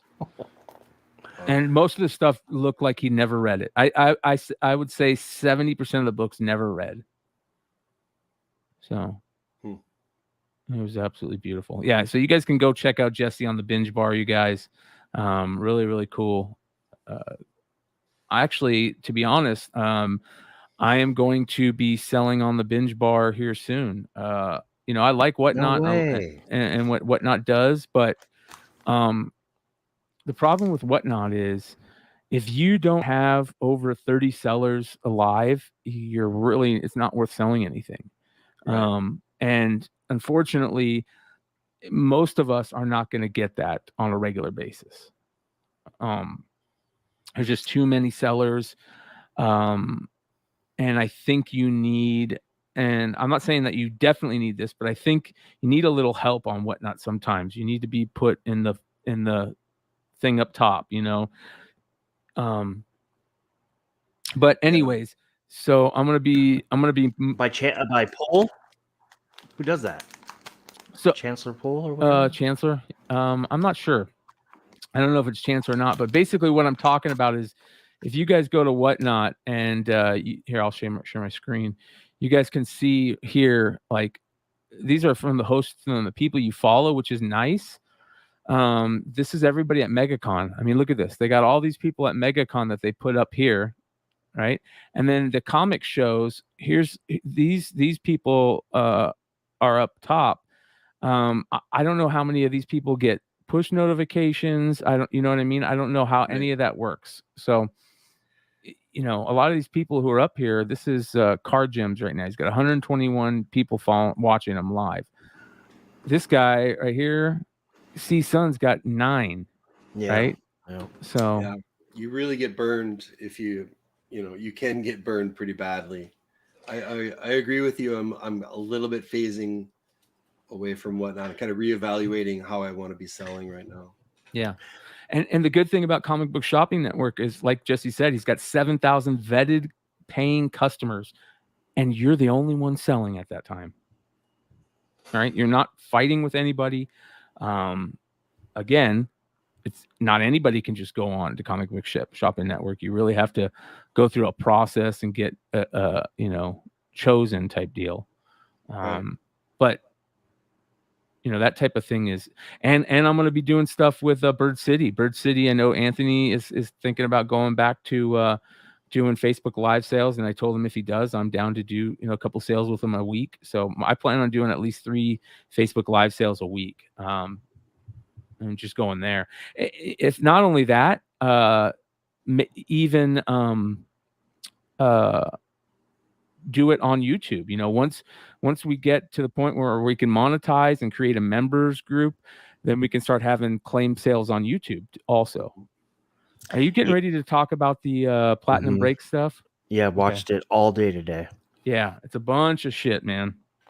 Really, really sad. Should we show him the one that was around my birthday? Remember?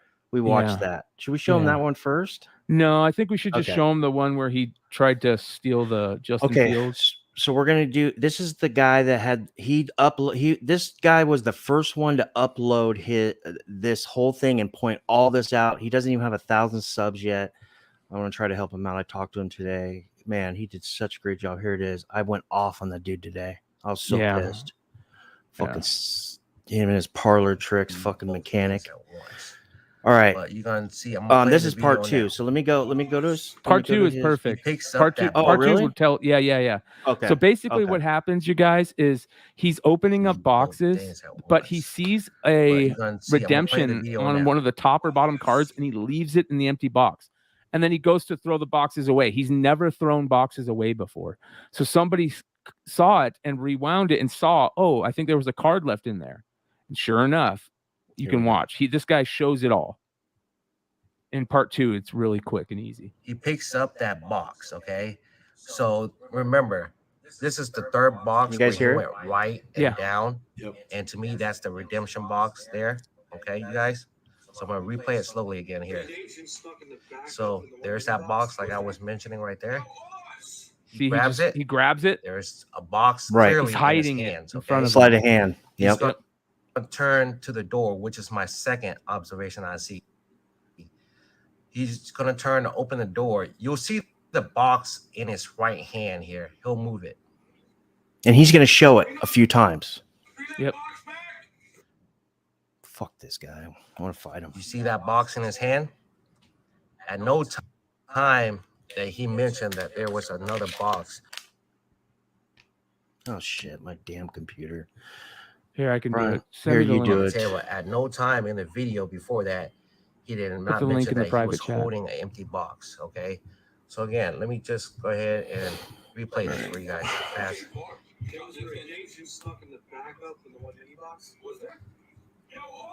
Okay, go ahead, Brian. See it clearly in his hand. Okay, hold on here. Right? All right, here we go. You clearly see the box. All right, here we go. Right. You want to stop that video, and then I'll. Here we go. There we go. You're going to see. I'm going to play the video now. He picks up that box, okay? So remember, this is the 3rd box where he went right and down. And to me, that's the redemption box there. Okay, you guys?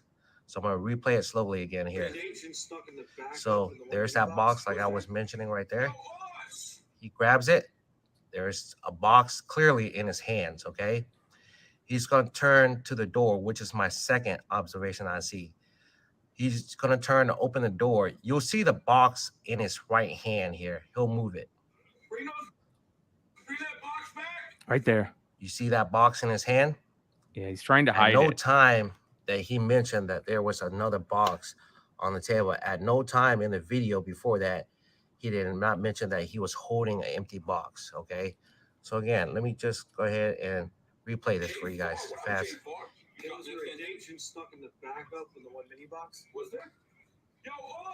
See, he grabbed it right there. When somebody called him on it, he grabbed it. Yep. Right. And he had already thrown away the rest of the boxes. And he's asking the guy to bring the trash in. His right hand now. So why didn't he throw away that box? And get Austin to come back in with an empty trash can with supposedly all the empty boxes of this case. The garbage quick. So I'm gonna keep playing this. Like the fastest you've ever moved. You know, it's not. Can I show you? I've thrown away full cards before, guys. So hurry up. See him making excuses. And he's already in defense. Before, okay. Hold on, guys. Take a look. Hold on, show him. You see him. He dipped his right hand. It's in his to get away from lap the right now. View of the camera. Okay. Hold on, he shows the camera, his left hand is empty. You're gonna notice here in about 2 seconds, he actually cups his right hand and turns real quick to Austin, and pretend that there's nothing in his hand. I'm about to show you. He's opening it up, fellas. Right You there. see that? Sleight of hand skills that he has. He turned and acts like He put it in the bag at 4 the same boxes. time he's going through it. And he still tries to hide it when he's going through the boxes. And then he throws them on the table. I'm gonna pause it real quick. I'm gonna move the phone back to my stand here, so there's no shakiness, you guys, and keep playing here for you. Guys, I've taken flawless boxes and literally have thrown them away before. He's never thrown boxes away So now his in a show. That's why they partner's trying caught to him. back him up. Nothing in this one. See that one he just went to grab and he didn't open it? This one. Wow, you were right. There it is. NFL gear combo, Justin Fields. Who got that? Mayor! Who said that there was one in the box? Jordan. Jordan, look at that. You just saved Clay Mayer. A nice hit. Congrats, bro. Thanks, awesome. Sorry about that, bud. Sorry about that, bud. No, Jordan saved everybody because you were about to steal that card, G. At no time in that clip did you mention that there was another box that you just grabbed using your left hand. At no time did you mention in the recording while you opened the door with your right hand with the box that, hey, I already have a box and I'm just waiting for Austin. I was trying to give G the benefit of the doubt, thinking that, hey, he actually threw away the empty card and all of them was in the trash can. But you can clearly see there that it wasn't. Okay, so I'm just gonna, again, we're gonna zoom in one more time. That way we can all see this. Okay, you guys. That's like a $3,000 card, right, Brian? Yeah. Go back to when Yeah. he actually picks up the redemption. Okay, the box from the table. Okay, you guys, it happened so quick that I had to double take. Yo, Oz. There goes the grabbing of the box. Stuck in the backup in the one mini box. Was there? Yo, Oz. Oh Look, my, he's what a reaching piece of for it. shit, dude. Very quick sleight of hand. What a piece of You shit. see it? And you guys, there's You bad see a apples in box every his bunch. hands right there. Yeah. Again, y'all, that's There's bad proof apples right in there. every bunch. Okay. Shady. So what's going to Put happen it back now on with the this table. guy, right? Now, Are we to going to... me, Let's watch Are the we video gonna- where he tries to defend himself. All right. Where's that one? Do you want me to get the link for that? Yeah, yeah. Right. I haven't seen that one where he tries to defend himself. Oh, there's 2 of them. That's where I Oh, went really? off. That's when I finally went off. I was like, fuck this fucking parlor trick mechanic, snake oil salesman. Yeah, dude, that is not cool, man. It's not cool at all. And he's like threatening people. Oh, you don't want me in your face. I'm like, the loudest motherfucker in the room is, you know, the rest of the story, Yeah. bitch. Yeah. Let me see. Scam video, defend. Oh, I'll put G. Yeah, this is crazy. Where's he at? Okay, backyard breaks.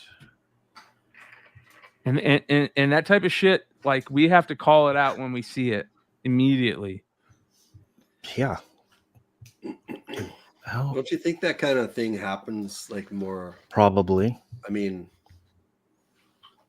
I don't pay attention. I haven't been paying attention all the time. There's a lot of honest sellers and honest Where is he? store owners, but there's just as many that Hang on a sec, guys. It's Yeah. right here. greed. For sure. Greed is powerful, man.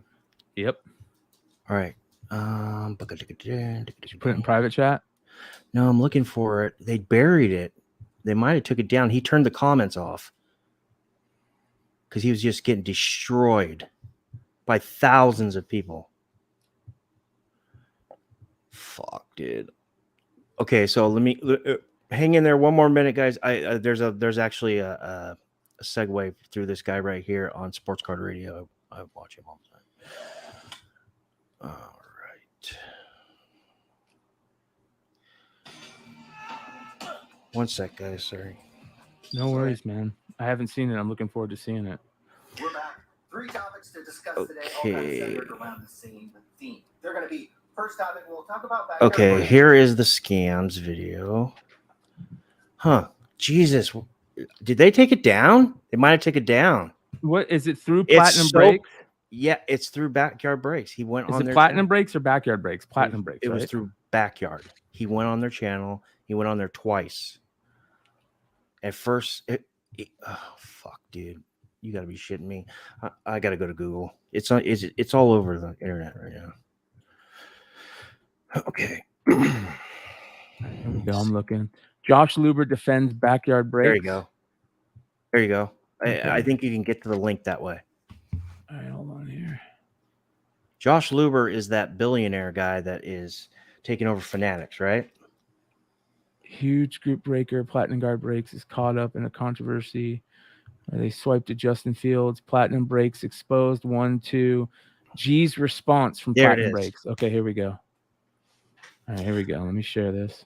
Now, guys, watch how he downplays 3 or 4 times. He downplays the player, Justin Fields, which is basically the second or third sought-after player you're looking for. The card, everything. Here it is. Yo, what up, guys? Scammer video part 1. Justin Fields, the best quarterback in the NFL. Oh, wait. He's a bench player, right? My bad. No, he's not. Yeah, First and foremost, I'd like to say, everybody, thank you for coming and hanging out today. It's really nice. I didn't know all I had to do was do a supposable fake scam video. He that I looks didn't know like was a scammer. fucking scam a week ago to get you in the room, so that's fucking great. Pawn shop fucking scum. Maybe I'll have to hide some more boxes around the table. It's a Guido. What a scumbag. Yeah, boy, drop him, baby. Drop him. See, he's acting Okay, like it's kid, not I'm bothering with it. him, like he's watching the game. Like this isn't bothering him. I'm But with you it, can tell. baby. Watch. Is he? Let's see if we That's can it, see right? the $1 special chats. NT, yeah. They don't show the chats. Damn it! I was hoping they were. First of all, Danny, we appreciate your business. If you don't want to break here, that's number one. Let's just get that out of the way. If you don't want to break here, you don't have to. But let's go back. No shit, asshole. First of all, I really, knowing me for so many years, if you really think that I would be, even if I was going to scare you think I'd be that stupid to Yes. just say, You were that stupid. Yeah, because you're a narcissist and you think you could talk your way out of Let's everything, start you by idiot. saying this, people. Let's start by saying this. Go back to all of our NT breaks. Here's the break. What do I do with the boxes? I fucking cut the boxes open, especially when I'm talking, having a good time with you guys. I fucking cut all the boxes open, usually throw them over my shoulder in the garbage, okay? Almost every time, it's like I was trying to get it in, whatever the case would be. Not every time, but sometimes. So I'm breaking. I'm opening up all the boxes. Go back to your little, the kid reporter video. I'm breaking. All of a sudden, the YouTube chat, correct me if I'm wrong, because the people who are here, not the people who just watch this fake-ass, phony-ass video that I got to leave baseball practice to make this video for and waste my time before Austin goes live. What did I say? I said, oh, my God, chat's going crazy. GGG, you just threw a fucking redemption in the garbage. You just threw a redemption in the garbage. What do I keep a box for to the right side of me? Almost 85 to 90% of the time for big booklets because they don't fit in any top loader penny sleeves, right? There's the huge booklet that I was waiting to go in for the fucking box on the side. As soon as I seen everybody write, gee, you just threw redemption in the garbage, I didn't even think about it. I knew I had the one box sitting to the side. I grabbed it, put it in my hand. I don't know why. I just didn't think about it. I just grabbed it. I called for Austin. Austin, bring the garbage. Bring the garbage. They said I threw a fucking redemption out. Like, I didn't even know. You guys told me, yo, there's a redemption. Gee, you just threw it out. Like, Why did really, you people? keep trying to try to hide it? You kept trying to hide it. Like, I show the camera, open it, let him see it, let him open it. I slide to the back. He opens the bag, throws them on the thing. I don't know why I grabbed that box. I wasn't even thinking. I was like, okay, well, I know it's not this. Let me just get this out of the way. Like, it was nothing. Like, are you kidding me? That said, we have one of our guys who does our Instagram working on the top video that you can see the redemption, supposedly. You will see it's the exact same card that came out in the box. That's going to be fact. You know what I mean? Like, we don't steal cards. Like, we make enough money. We make card sales that are beyond what anybody else has ever sold. We don't need to steal $500, $800 Justin Fields insert patch autos or whatever it was. Bro, it's a fucking $500. National RPA. Treasures I redemption. remember auto, saying, you like, idiot. it's still a good one. It sucks that I threw it away. Like, it was in the garbage. The whole chat. What did you It guys wasn't in say? the garbage. You guys It was literally said hiding, in the hiding chat. in that box Gee, you on the just right. threw a redemption in the garbage. So what did I say? Austin literally just changed it before. I'm like, Austin, come back. I knew the box is sitting there from the side for the one for the booklet. So I like, all right, I know it's not this one. Go get the other garbage. Like, he gets the garbage, comes back. I know, funny. Listen, I'm just making this for the haters. Again, yo, Andrew, listen, when you think I'm looking at something, Andrew, just let's get this clear. I'm looking at my live chat most of the time. So, like, I'm sitting here. I'm not looking in a box. I'm sitting here looking at a live chat. So when you think that I'm staring in the bottom of a box, you got the wrong guy, bro. I go through my videos real quick. I make fast videos. I do a whole bunch real quick. We try to break a lot in a row. I'm literally staring at a screen, bro. Literally, I'm looking at a screen. I'm not looking. Let's get this one. Holy shit, Justin Fields redemption. What a No, dickhead. I'm staring at a screen, bro. What a dickhead. Yeah, exactly. Yeah, exactly. Exactly. Again, I could be a clown to all the haters or whatever, but again, you guys who break with us for many, many moons, you go back, look at all the videos of we scam this, we scam that. Well, how about the time when our power went out and there was a fucking $100,000 Dirk Logo Man auto in Flawless that nobody saw. $100,000. Guess what? The power came back on. That car was in that fucking briefcase. You talking about a goddamn Justin Fields? I respect it. I love calling out scam people. I get it. I laugh at you guys all the time about that stuff. I'm gonna tell you straight up. If you really believe that we would steal a redemption, you shouldn't break it. You shouldn't break it. You can do all the talking. I don't care about talking. Talking's just chirpers. Again, just chirpers. You know what I'm saying? You know, again, chirp, chirp, chirp, chirp, chirp. It's just a whole bunch of chirps, but you know, I don't know what you guys, want respect from me, but I didn't mean to take nobody's card. As soon as they said it went in garbage, I felt so bad. I was like, no way. You know, lay off the I respect juice, you and bro, I appreciate or go you, to the and gym I and love work you. I know, you know, like my real solid guys will always say that. It's just I just like, you know, the haters to know, like, right, Laura you Brooklyn? really got nothing else. I get it if it was something crazy, but like, see, to me, I guess it does sound like a big deal. Maybe I'm taking it this wrong way. All right, maybe it does look bad, but to me, it doesn't because I know it's not true. So I don't think anything of it. So to me, right now, I'm laughing at everybody. Like, you know, D's texting me. I got a fucking 35 people. And I laugh. I'm like, listen, I haven't even watched the video until actually D literally texts me like, yo, could you just watch it, please? Because it kind of makes a little sense why people will get upset. Literally, before that, one of my kids, I didn't watch the video. I don't listen to the videos. I don't have Facebook. I don't watch the videos. You know, all that bullshit. You know, we've been called because I know it ain't true. So it really doesn't. It doesn't. Thank you, Ray. I love you too, baby. It doesn't really affect me. You know what I'm saying? Because I don't care because I know it ain't true. But I get it how it does look stupid, and I'm sorry. So maybe it's what's a good word for it? Maybe it's maybe it was stupid the way I acted so fast, but I got nervous. Like I didn't actually get nervous, but I got like, wow, holy shit, did I really just throw a fucking card away? You know, like.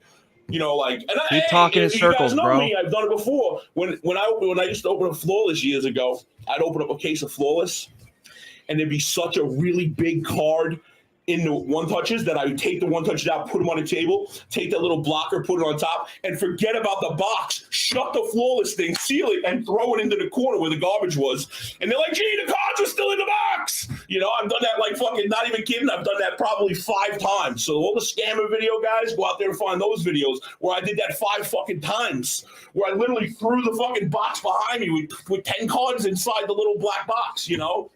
You know, Supersonics, I'm just doing it for like my people like you, Supersonic. I ain't doing it for the scam people or the people that ain't gonna break with me because I don't care about those people. I'm doing it for you guys. Like, it's almost embarrassing, but you know, I wasn't gonna do this. Actually, I really wasn't gonna do this until D said that it looks bad. He's like, it does look bad because he's like, I know you didn't do it. I was in the chat. I know it's not intentional. It's just you're the way you are. He's like, you just go fast. You don't realize it. He's like, you know, and you probably had a drink or something. You probably smoked, whatever you did, you know. He's like, but you did it, you know. So he's like, you know, at least blame the it on people drinking know. and smoking. So this is really for you guys. It ain't for the people that I don't give a shit about, you know. And I'm not trying to sound conceited or nothing, but like, we've been breaking for years with 10 people, 100 people, 50,000 people. It goes up and down. Like, we care about each and every one of the people that break with us. And the people that break with us, we just don't want you guys to ever think that would be, because if you think that should be, one, I don't want you to break here. That's definite. You know, I don't ever want you to have to second guess me, because you don't. I'm a giver. I'm a giver, baby. You should know this already. I'm a fucking giver. I always give shit, like mad shit away, just for free. I don't do it for that scam shit where you go on these sites, these fucking giveaway night every night. You know, we don't. I just give a lot of shit away. You know, but all the people. Yeah, we go. Billy, it's just pictures tonight. Our game ain't until tomorrow. So I had to go to the field. We're just kind of hanging out, and then I was talking to D. I was like, you know what? I feel bad for Austin, so I'm like, you know what? I'll do it for He Goes Live, because I already knew there was going to be a zillion trolls for the kid, you know. So I just needed that to be clear. This is hey Nick, what up, Nick? Becky, and say Crisby. That's all I got to do is be a part of a scam video for you to come see me, Crisby. Damn, boy. Thank you, Zach. Zach, you get your cards, and sometimes you get other people's cards that they get back from you. You know. Listen, people make mistakes. People make mistakes. JTK, I stole a Justin Fields redemption. Everybody said I stole one. Why didn't he start with that? Yeah, people make mistakes. I threw it in the garbage, JT, and they thought that I was trying to scam them because I had a box to the right of me. When if you go look at a good portion of my videos, I literally, when the garbage is overfull, sometimes I'll literally just push all the boxes to the right of me. Sometimes to the left, but I'm right-handed, so I usually go right. You know. And again, this is only for the people that I fucks with, man. Real talk. How many times have I gotten away with this? What do you mean? I've never ever. I cut a card up. Yeah, I'll admit that. I cut a card up. I'll admit that. But I bought the card before I cut it up, so I own the card. I've cut the card up. What else? I've cut the card up. You cut your own card up. Well, I cut my own card up. I did something else too that was stupid one time. Oh, I said something bad, right? Like something stupid I said about somebody's mama or something. You know, I do stupid shit sometimes. That's just who I am, bro. You know, like I'm fucking yin, D's yang. He does him, I do me. I'm fucking nuts, you know. But believe me, man, I'm not here to take nobody's shit, man. I give people shit better than that all day, every day, even on Sundays, homie. I know, Rando. I hand $100,000 cards, but then I steal a fucking. What was the card? Please tell me what the card was. I know it wasn't a draw pair. I remember that much. But I didn't watch the video except to the end. But I didn't actually see the redemption or read it because I was on my phone, so it was too small. Yeah, some NFL gears. Oh, gear. Okay. So what is that? What is it? $500 card? $1,000. $1,000 card. That's what we got to do. Give away $1,000 or something later on, maybe. You know. But again, I don't have to. You know, it's just a point. You know. Yeah, I cut up the triple logo man, baby. Huh. There's a lot of other scams going on in this fucking industry you should be worried about. Not worried about a Justin Fields that I fucking accidentally threw away, people. Yeah, this guy's such a fucking moron. You are beat red and speaking a million.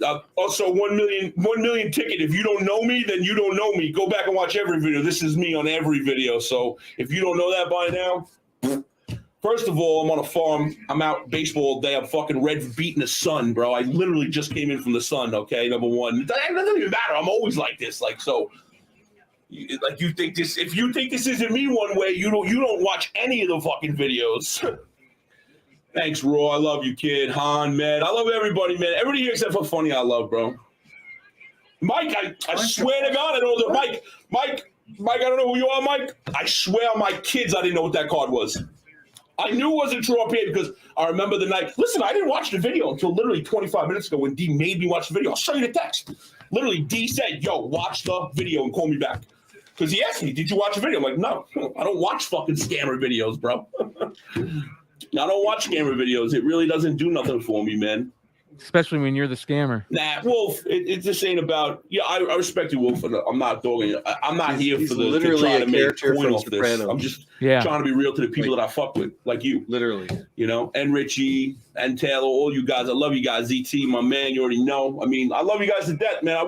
We're working on getting that top camera Zoom. So that was my thing. I didn't even think about that box that he made me watch. I had no idea about that box. He was telling me that people might think that I had a Justin Fields redemption on the side and seen this one was like a better one and swapped them or something. The fuck you know, like here. That's just crazy to me. Yeah, I knew I knew a redemption Fields was coming out in that one, so I had one on the side that was less valuable.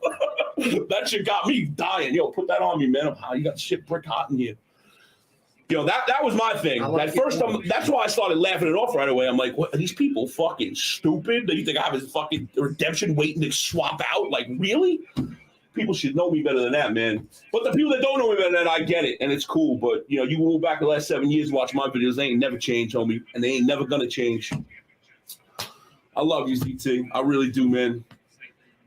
The only person G scams is Jizzle. Actually, that's kind of true. I do get on you a little bit, buddy, but not for actually. You let me do it, so it's your own fault. Yeah, he's still ranting. Yeah. Yeah, Delk, right?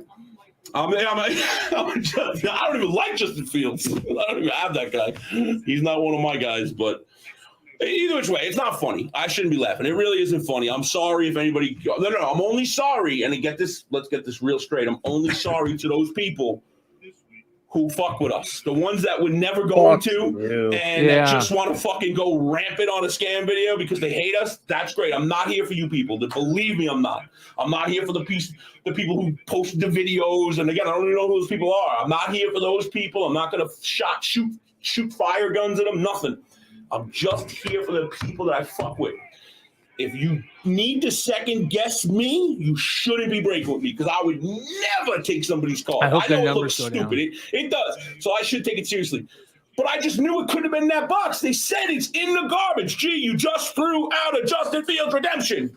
Or redemption, excuse me. Gee, you just threw out a fucking redemption. Okay, no problem. Austin, get the garbage. You know, that's what happened, guys. And this ain't a video that I'm posting later on to YouTube. This is a motherfucking live stream right here. I'm not trying to make a video and be all sorry. Yeah. I'm only sorry for the people that thought for a second I might have did that I fuck with. But after you see this, if you still think that, don't break it. That's fact. That's fact. Don't break it. Because I would never do that to the people I fucks with. Ever. Ever. And if you break with me, you fuck with me. So I would never do that to somebody breaks with me. I've done a lot of grimy things when I was a kid. Younger in life, I've done a lot of motherfucking grimy things. But I would never fuck the people that I eat with, period. Like, if you do that, you're stupid. Yeah, you are stupid. Hey, listen, man. What an idiot. It's funny. I mean, Chris, I can't because it didn't. What up, Kit Kat? That's some entertaining shit here, man. I can't say I'm sorry that I tried to steal your card because I didn't. If I was sorry, I would say I'm sorry for stealing your card, buddy. I don't remember who. Oh, I got the thing up. The card was a person in the filler, Clay Mayer. Like, you know, Clay Mayer's been right here for years. Yeah, I stole the guy's card. You know, like, okay, you got me. Yeah, you know what, Ron? Maybe you're right. Maybe I should slow down a little bit. Either way, he doesn't know what to do. He's caught in the middle. You know what I know? Yeah. I'm not even talking about redemptions. Those boxes, when you're trying to get them out, always it gets sticky. Like I did go fast. So yeah, I guess if I would have slowed down or maybe do box by box, maybe I'll start doing that in NT. But I hate box by box in NT. It's fucking dumb. You know, he's the guy that gets pulled over with a brick in the back. Like the best thing, you know, I always tricky guys. I put the last car behind. I'm like, all right, that's a break, and then I go bam. You know, like I love that. You know, so I guess I could. You know, I don't even break that much anymore. I come and hang out with you guys. I don't even do half the breaks. I was literally just having fun with you guys breaking NT, and then everybody's got to run amok. This thing was like a week ago. Yeah, just literally having fun with you guys. No, you were fucking making money 5 days ago or something. Exactly. I mean. I'm waiting for his fucking head to explode. Yeah, man, Nate, I'm telling you, bro. These people got if they use half their now again. I don't want to say it. I'm wrong. I'm lying. I'm not mad about the people who made the video. I'm not mad. I'm really not. I'm not. If somebody's trying to make the hobby better, I agree with it. I really do. I do. I do. I'm lying. I'm not going to say that. I know I don't like people that are trolls, like the people that are feeding into it. You know, like if you hear my story, you don't like it, I'm sorry. You know, if you don't believe me, I mean, I'm so sorry. But, or like the fact that the person made a video and didn't let anyone know who they were. Like, well, that's just who people are. They're scary people. People are scary. But I'm not going to pull them out. Could have handled Austin, like a man. Listen, no. Listen, seriously. You can't say like a man and not done it. People should know if the people are really fucking up the hobby. Like, there's a lot of bad things in this hobby. So I like people getting called out for bad things. Yeah, you're right, Patrick. But I didn't do anything wrong. I mean, I did. It seems like I did something wrong, but I really swear on everything I love, my kids, everything. I didn't do anything wrong. I might have been stupidity, but I didn't do anything wrong. You know what I mean? Like a card gets stuck in the bottom of a box, okay? I didn't ask that card to get stuck in the bottom of a fucking box. You know, how many of those boxes do I open? You know, when we do big breaks like NT football, basketball. I mean, I open up fucking hundreds of those little boxes. They stick a lot. Like I don't pay attention. Yeah, $800 card, and again, it's not even the money; it's the point. It was a $300 card, it was a $500 card, it was a $1,000 card, it was an $800 card. Power went out when we were doing Flawless, and nobody seen the cards in the briefcase. Not one person. We didn't even have. I don't think we even had a face camera at that time. We only had a top camera. But when we opened, you can't see what's in. And the fucking Dirk Nowitzki logo man order was in that box. And guess what? Power cut out. We came back on. That motherfucker was in there. If they had super clear evidence on film, couldn't they go after one of these guys for wire fraud? That's a great question. That's a great question. I mean, it would have to be crystal clear, but yeah, if you're committing fraud over the internet while you're in a sale for a high dollar amount, yeah. Well, Brian, we should ask Sam that. We should ask Sam that on Saturday. Yeah. All right, I'm gonna open this up, guys, if you don't mind. If that's cool. I don't have much battery, so, and I'm gonna try not to take the balls off the camera. Yeah. All right, guys. I opened 2 more Bowman blasters today. I must have opened probably almost 250 Bowman packs, and I still have not got a Wonder. Really, not a regular? Not a regular, no. I only got the. He's always behind Bruhan. I got tons of Bruhan. Yeah, Wander's always behind Bruhan. All right, here we go. All right, you get the pitcher from Miami, then Bruhan, and then Wander. Listen to Bryan, dude. Yeah.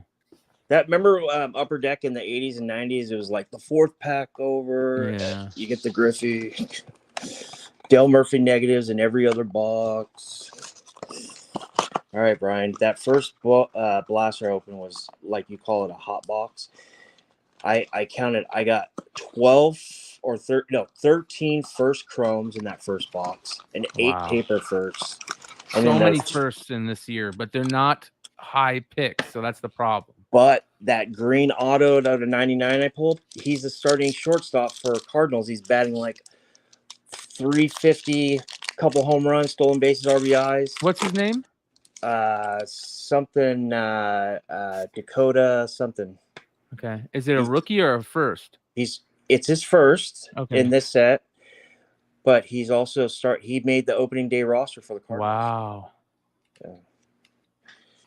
All right, so I'm gonna pass these. Yeah, just jump through the veterans.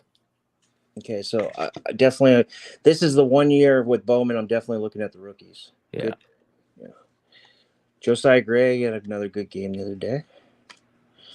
All right. Okay. So we got some paper first. Okay, we got. Those are so pretty, man. I know these. Dude, my heart is beating like these are the nicest cards I've ever laid my hands on for retail. Yeah, these are really, really nice. Junior Sanchez, first Bowman. Okay.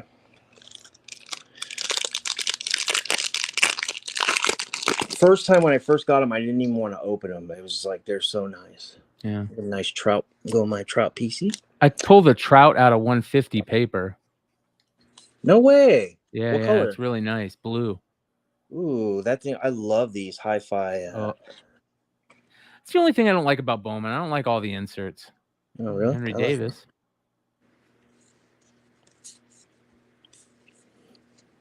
Any good, Brian? Do you know the guys I'm looking for? Some of them. You gotta say their names. Don't know about him. Don't Diego know about him. Velasquez, Braylon Minter. Sorry, I'll do that. So a lot of weird names in this year. There you go. Is that no? I thought that was Bruhan. Never mind. Castro. Ooh. Carl Wong. Josh Lowe.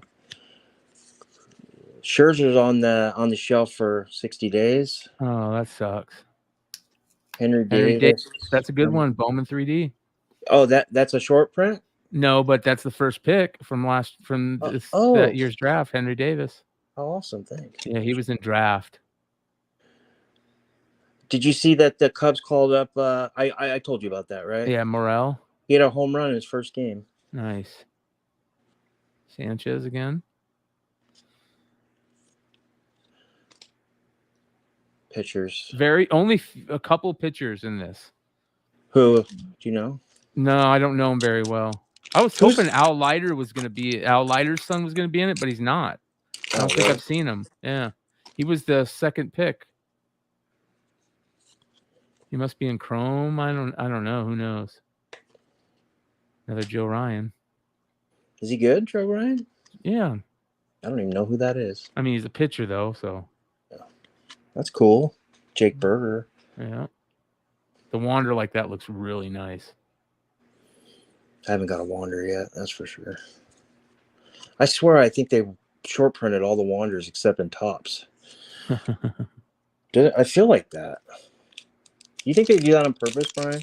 Short print. I don't know, man. Sometimes, like some years, like Torkelson's cards were very hard to come by in draft. That one year, same with Rushman.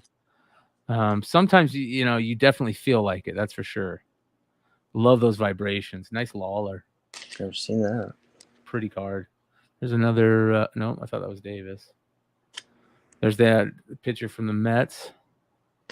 Oh, number to 499. Didn't even. There see you that. go, Anthony Rodriguez. It's a first too. Is it a good one? Yeah, it looks nice. I don't know. See how old he is and when did he get drafted? Signed 2019. Oh, okay. He's born in 02. That's perfect. Yeah, young players are always nice. Always Right put on those the- young players aside. Right on the threshold. Yeah. Last pack mojo. Let's go. Let's go.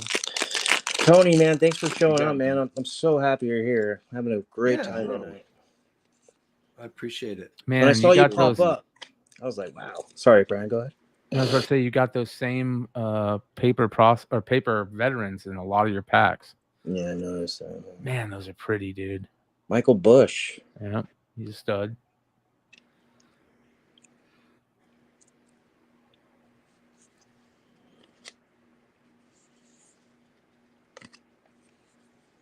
Okay, I got a purple, I think, in here. Ooh, nice. Purple. I don't know if that's an insert or what, but I don't remember that. Oh, no, that's not. That's not. That'll be a purple. Ooh, it's a first? Yeah. Ooh, nice. Number to 250. Ooh, beautiful, dude. Yeah. Nice. Dude, those are 250. so pretty, bro. Dude, I got some really good blasters. Yeah, these are beautiful. Yeah.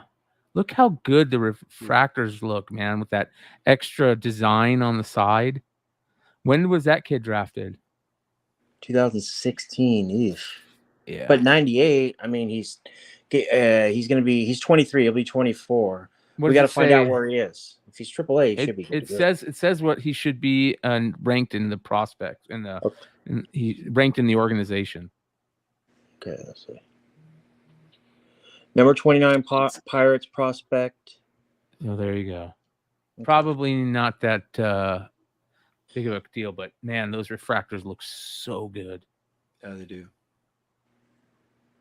There's nothing better than Topps or Bowman refractors. They're way better than Panini. Just love them.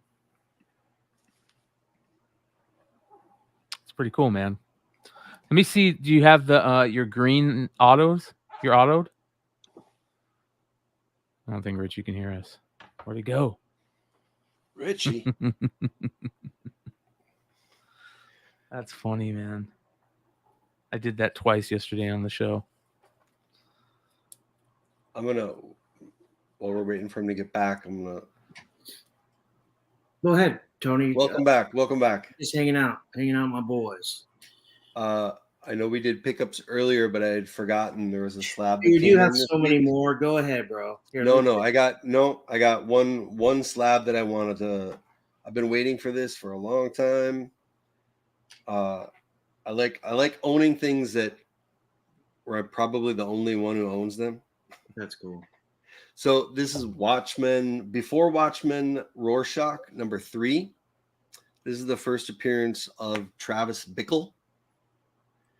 There's a 2-page spread where Travis Bickle, the character from Taxi, where he interacts with Rorschach And it's, Wow. I mean, it's full on.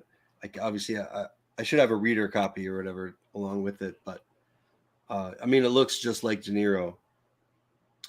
And there is Twin Cities Comics, who actually, Bryan, I want to kind of introduce you to Tori from Twin Cities Comics. I know there's a few of them out there, but he is one of the main celebrity signing guys. You know, where he I would will love to, talk to travel him the on. country. Yeah. He'll obviously not just comics. You can get photos, or you can get anything signed. You could send a Marvel Legends Thor's hammer if you want to get it signed, and he'll bring it with him to a con or to these private signings. They're not really at cons, but I've gotten a few through him. He actually lives really close. He's up in Zimmerman, so I handed off this book to him in person. But we got a De Niro signature on it, man. Robert De Wow. Niro. That's cool. Yeah. I mean, That is it'd be very cooler cool. if it was on the cover somehow, you know. Oh man, that's cool. I missed the Pacino did a signing, and I know there's a couple of cool photo variant Scarface books out there. I would have loved to get one of those done, but That's cool, dude. he'd be cool to talk to online, and I think that could be some cool content. I like this part of the market, you know, for collectors. This is, you know, there are celebrity signed books on eBay. They're usually super expensive, but there's not a lot of them, you know. So if there is a celebrity signing, it'd be fun to dig into what would be the coolest, you know, what would be some out of the ordinary cool books to get them to sign. You know what I mean? Yeah. Dig into different covers or different things that might be important, first appearance, or I don't know what it is, but yeah, I'll have to introduce you sometime. Yeah, that'd be cool, man. I love talking to people like that do that interesting stuff. Oh wow, that's such a pretty card, bro. That's wow. Cool. And when I saw he made the opening day roster and was only filling in for Arenado every 3 days, then DeJong went on the IL and he starting and he just started picking up. I mean, this guy was getting hits every game he was playing. He was batting 500 at one point. He's slashing his OPS almost 1,000. Wow. But how rare is that to get a Bowman that just came out first? Not forget the auto, but the first, and you find out he made the opening day roster and he's starting on shortstop for a good team. And then here's the other one, Jordan Walker. This guy's pretty good, huh? Yeah, that's cool. Number 99. Yeah, those numbered to 99s are retail only, I think. Oh, okay. The green. I'm pretty sure. Man, I wish I would have got some of the Bowman Draft Super Jumbos. Those are so cool. The big packs that are like this big. Oh, yeah. You only get 6, though, right? 6 balls. Yeah. But it's worth it. Yeah. Totally worth it. Do you guys grade some of your cards? Yes, gonna start. Did you look into that, Bryan, PSA? Not yet. Next Wednesday, gonna go through my cards like to start doing a pre-grade type thing, and I'm gonna show the cards that I am gonna grade. So I sent my first PSA shipment off last year. I am still waiting on it. Yes. It's literally been pretty much a year now. Yeah, it's ridiculous, dude. What'd you submit, Tony? I was buying a lot of cards in the 90s. I grabbed a couple, decent rookie cards. I don't know how high grade they are. There's a Rice and a Barry Sanders and some Favre stuff. I got a lot of Favre rookie cards. Actually, I haven't graded those yet. But so I wasn't really doing it to sell. I don't think I have any high dollar stuff, but yeah, I just held on to these cards for so long. I'm like, I'm going to take the ones that I like the best. So sports cards. And I also sent in a crap ton of Marvel cards because I had a bunch of the Series 1, Series 2, Marvel Masterpiece. Those are worth some money if they're 10s, if they're 9s or 10s, but more just for fun. I just wanted to, I don't even own a slabbed card. So I'm like, I want to get some of these graded. So someday I'll get them back. I own one slab card. I bought it from eBay. I got it for like $79 plus shipping at auction. That ended on a Thursday night. A Zion rookie, Donruss, and at that point, it was selling for about 100 PSA 10, and then he got hurt. Now it's probably like a $40 card. Yeah. Yeah. It reminds me of Anthony Davis, or not Anthony Davis. The dude, the other center, Andrew Anthony Bennett. No, Andrew. He was on a championship team with Phil Jackson, the Lakers. Bogut. No, Luke Longley. You're close. I believe it's Andrew's. Bynum. Bynum. Yeah. Andrew Bynum was a stud for a couple of years. He's so talented coming out of college, and then he had a slow start. Then he started picking up, and they thought he was going to be like Anthony Davis almost. And then he got those knees. Those knees just went out. Tony, we need to do. So I do the pickup show every Thursday. I was doing it every other Thursday, but I'm going to stick every Thursday. That way I could do the digging in with dollar speculation like we ran through today, and then we could do pickups. So I was thinking, could you do a pickup show? We should do it together on Thursday. You should come every Thursday. That'd be cool. If you have the time, of course, Yeah, I wish I had a regular schedule where I could where people could depend on me. But yeah, no, if I'm available, it'd be fun. Again, that's my bad habit is I buy too much. I mean, that's a good thing too, because then you won in a million. Yeah. Yeah, and I'm blessed because my wife does not give me any shit about it at all, which we'll see if we'll see how long that lasts. But I was talking to Nate Shrouded by Gods on the phone about an hour before. He was at an airport, and I talked to him for like 45 minutes, and he was going on about his wife, how she loves breaking cards. And she hits him up and she goes, "Honey, I'm in the mood to break any cards, but I only want to break some megas." I go, "You lucky bastard." Yeah. He's like, "Oh, man." Yeah. Yeah, it helps. It helps if your significant other, at least is somewhat interested. I know, like Comic Man Andy, his wife has gotten really into it now. She's suggesting that they invest in some big books. I'm like, oh. Yeah, Laura's really into it. Anthony and them, they're a dynamic duo. I call them the power couple in the community. I had a Whatnot sale this morning, guys. I started at 5:30 in the morning. Wow. How'd it go? 59 people, boom, showed up right away.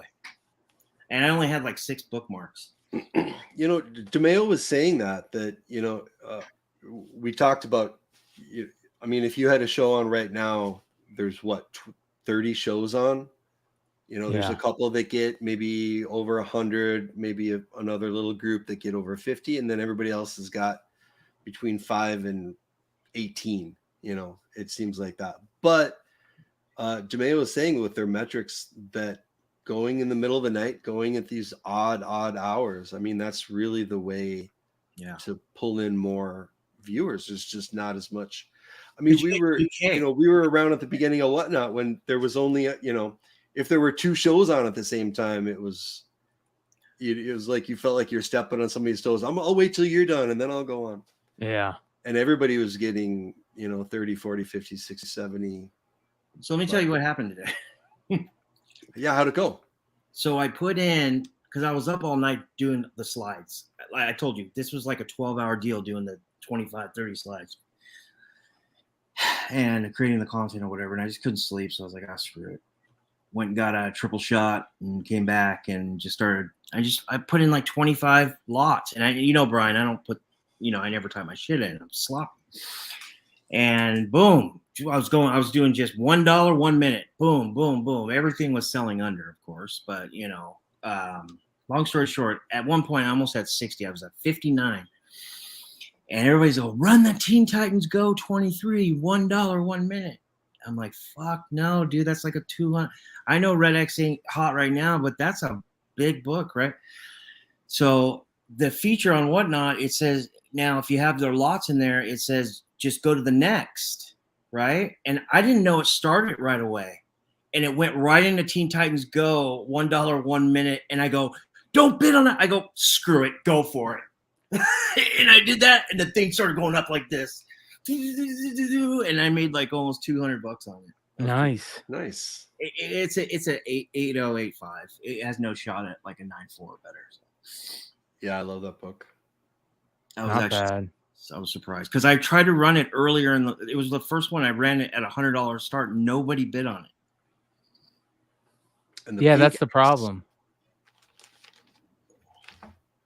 Is that they don't bid on them unless they're $1. And I had some dollar dickums in the chat. Some my return customers that were keeping me alive while I was looking for my stackers. Yeah. Yeah, it was a lot. I had a lot of fun this morning. I mean, it wasn't like huge or anything, but I was happy. I hooked a lot of people up with books. I'm noticing that if you're more consistent, at least once a week, and also, of course, all the content, the sharing we all do for each other is a big help. But another thing I've noticed is shipping the books out fast. They like that. They get their books fast, and dude, they come right back to your next show. I wait a week or something like that, I won't see that guy ever again. Right. And trust me, I fucking hate shipping, but I embrace the suck. Yeah. So. Yeah. Anything else, guys? Nope. I am gonna probably try and buy a PC tomorrow. See how it goes. Oh, really? What are you looking at? Don't know yet. I'm been trying to go through these Meta PC guys here that are here in the Valley, and all they have available on their webpage to buy is like the $1,500 version, and I've got like double that to spend. You know what I mean? So I want to get something that is just super studly, but I can't get a hold of these guys. So I'm gonna try and call them tomorrow and see if I can get a hold of them to help me go through it. You know what I mean? But because I'm local to them, they'll deliver it to me.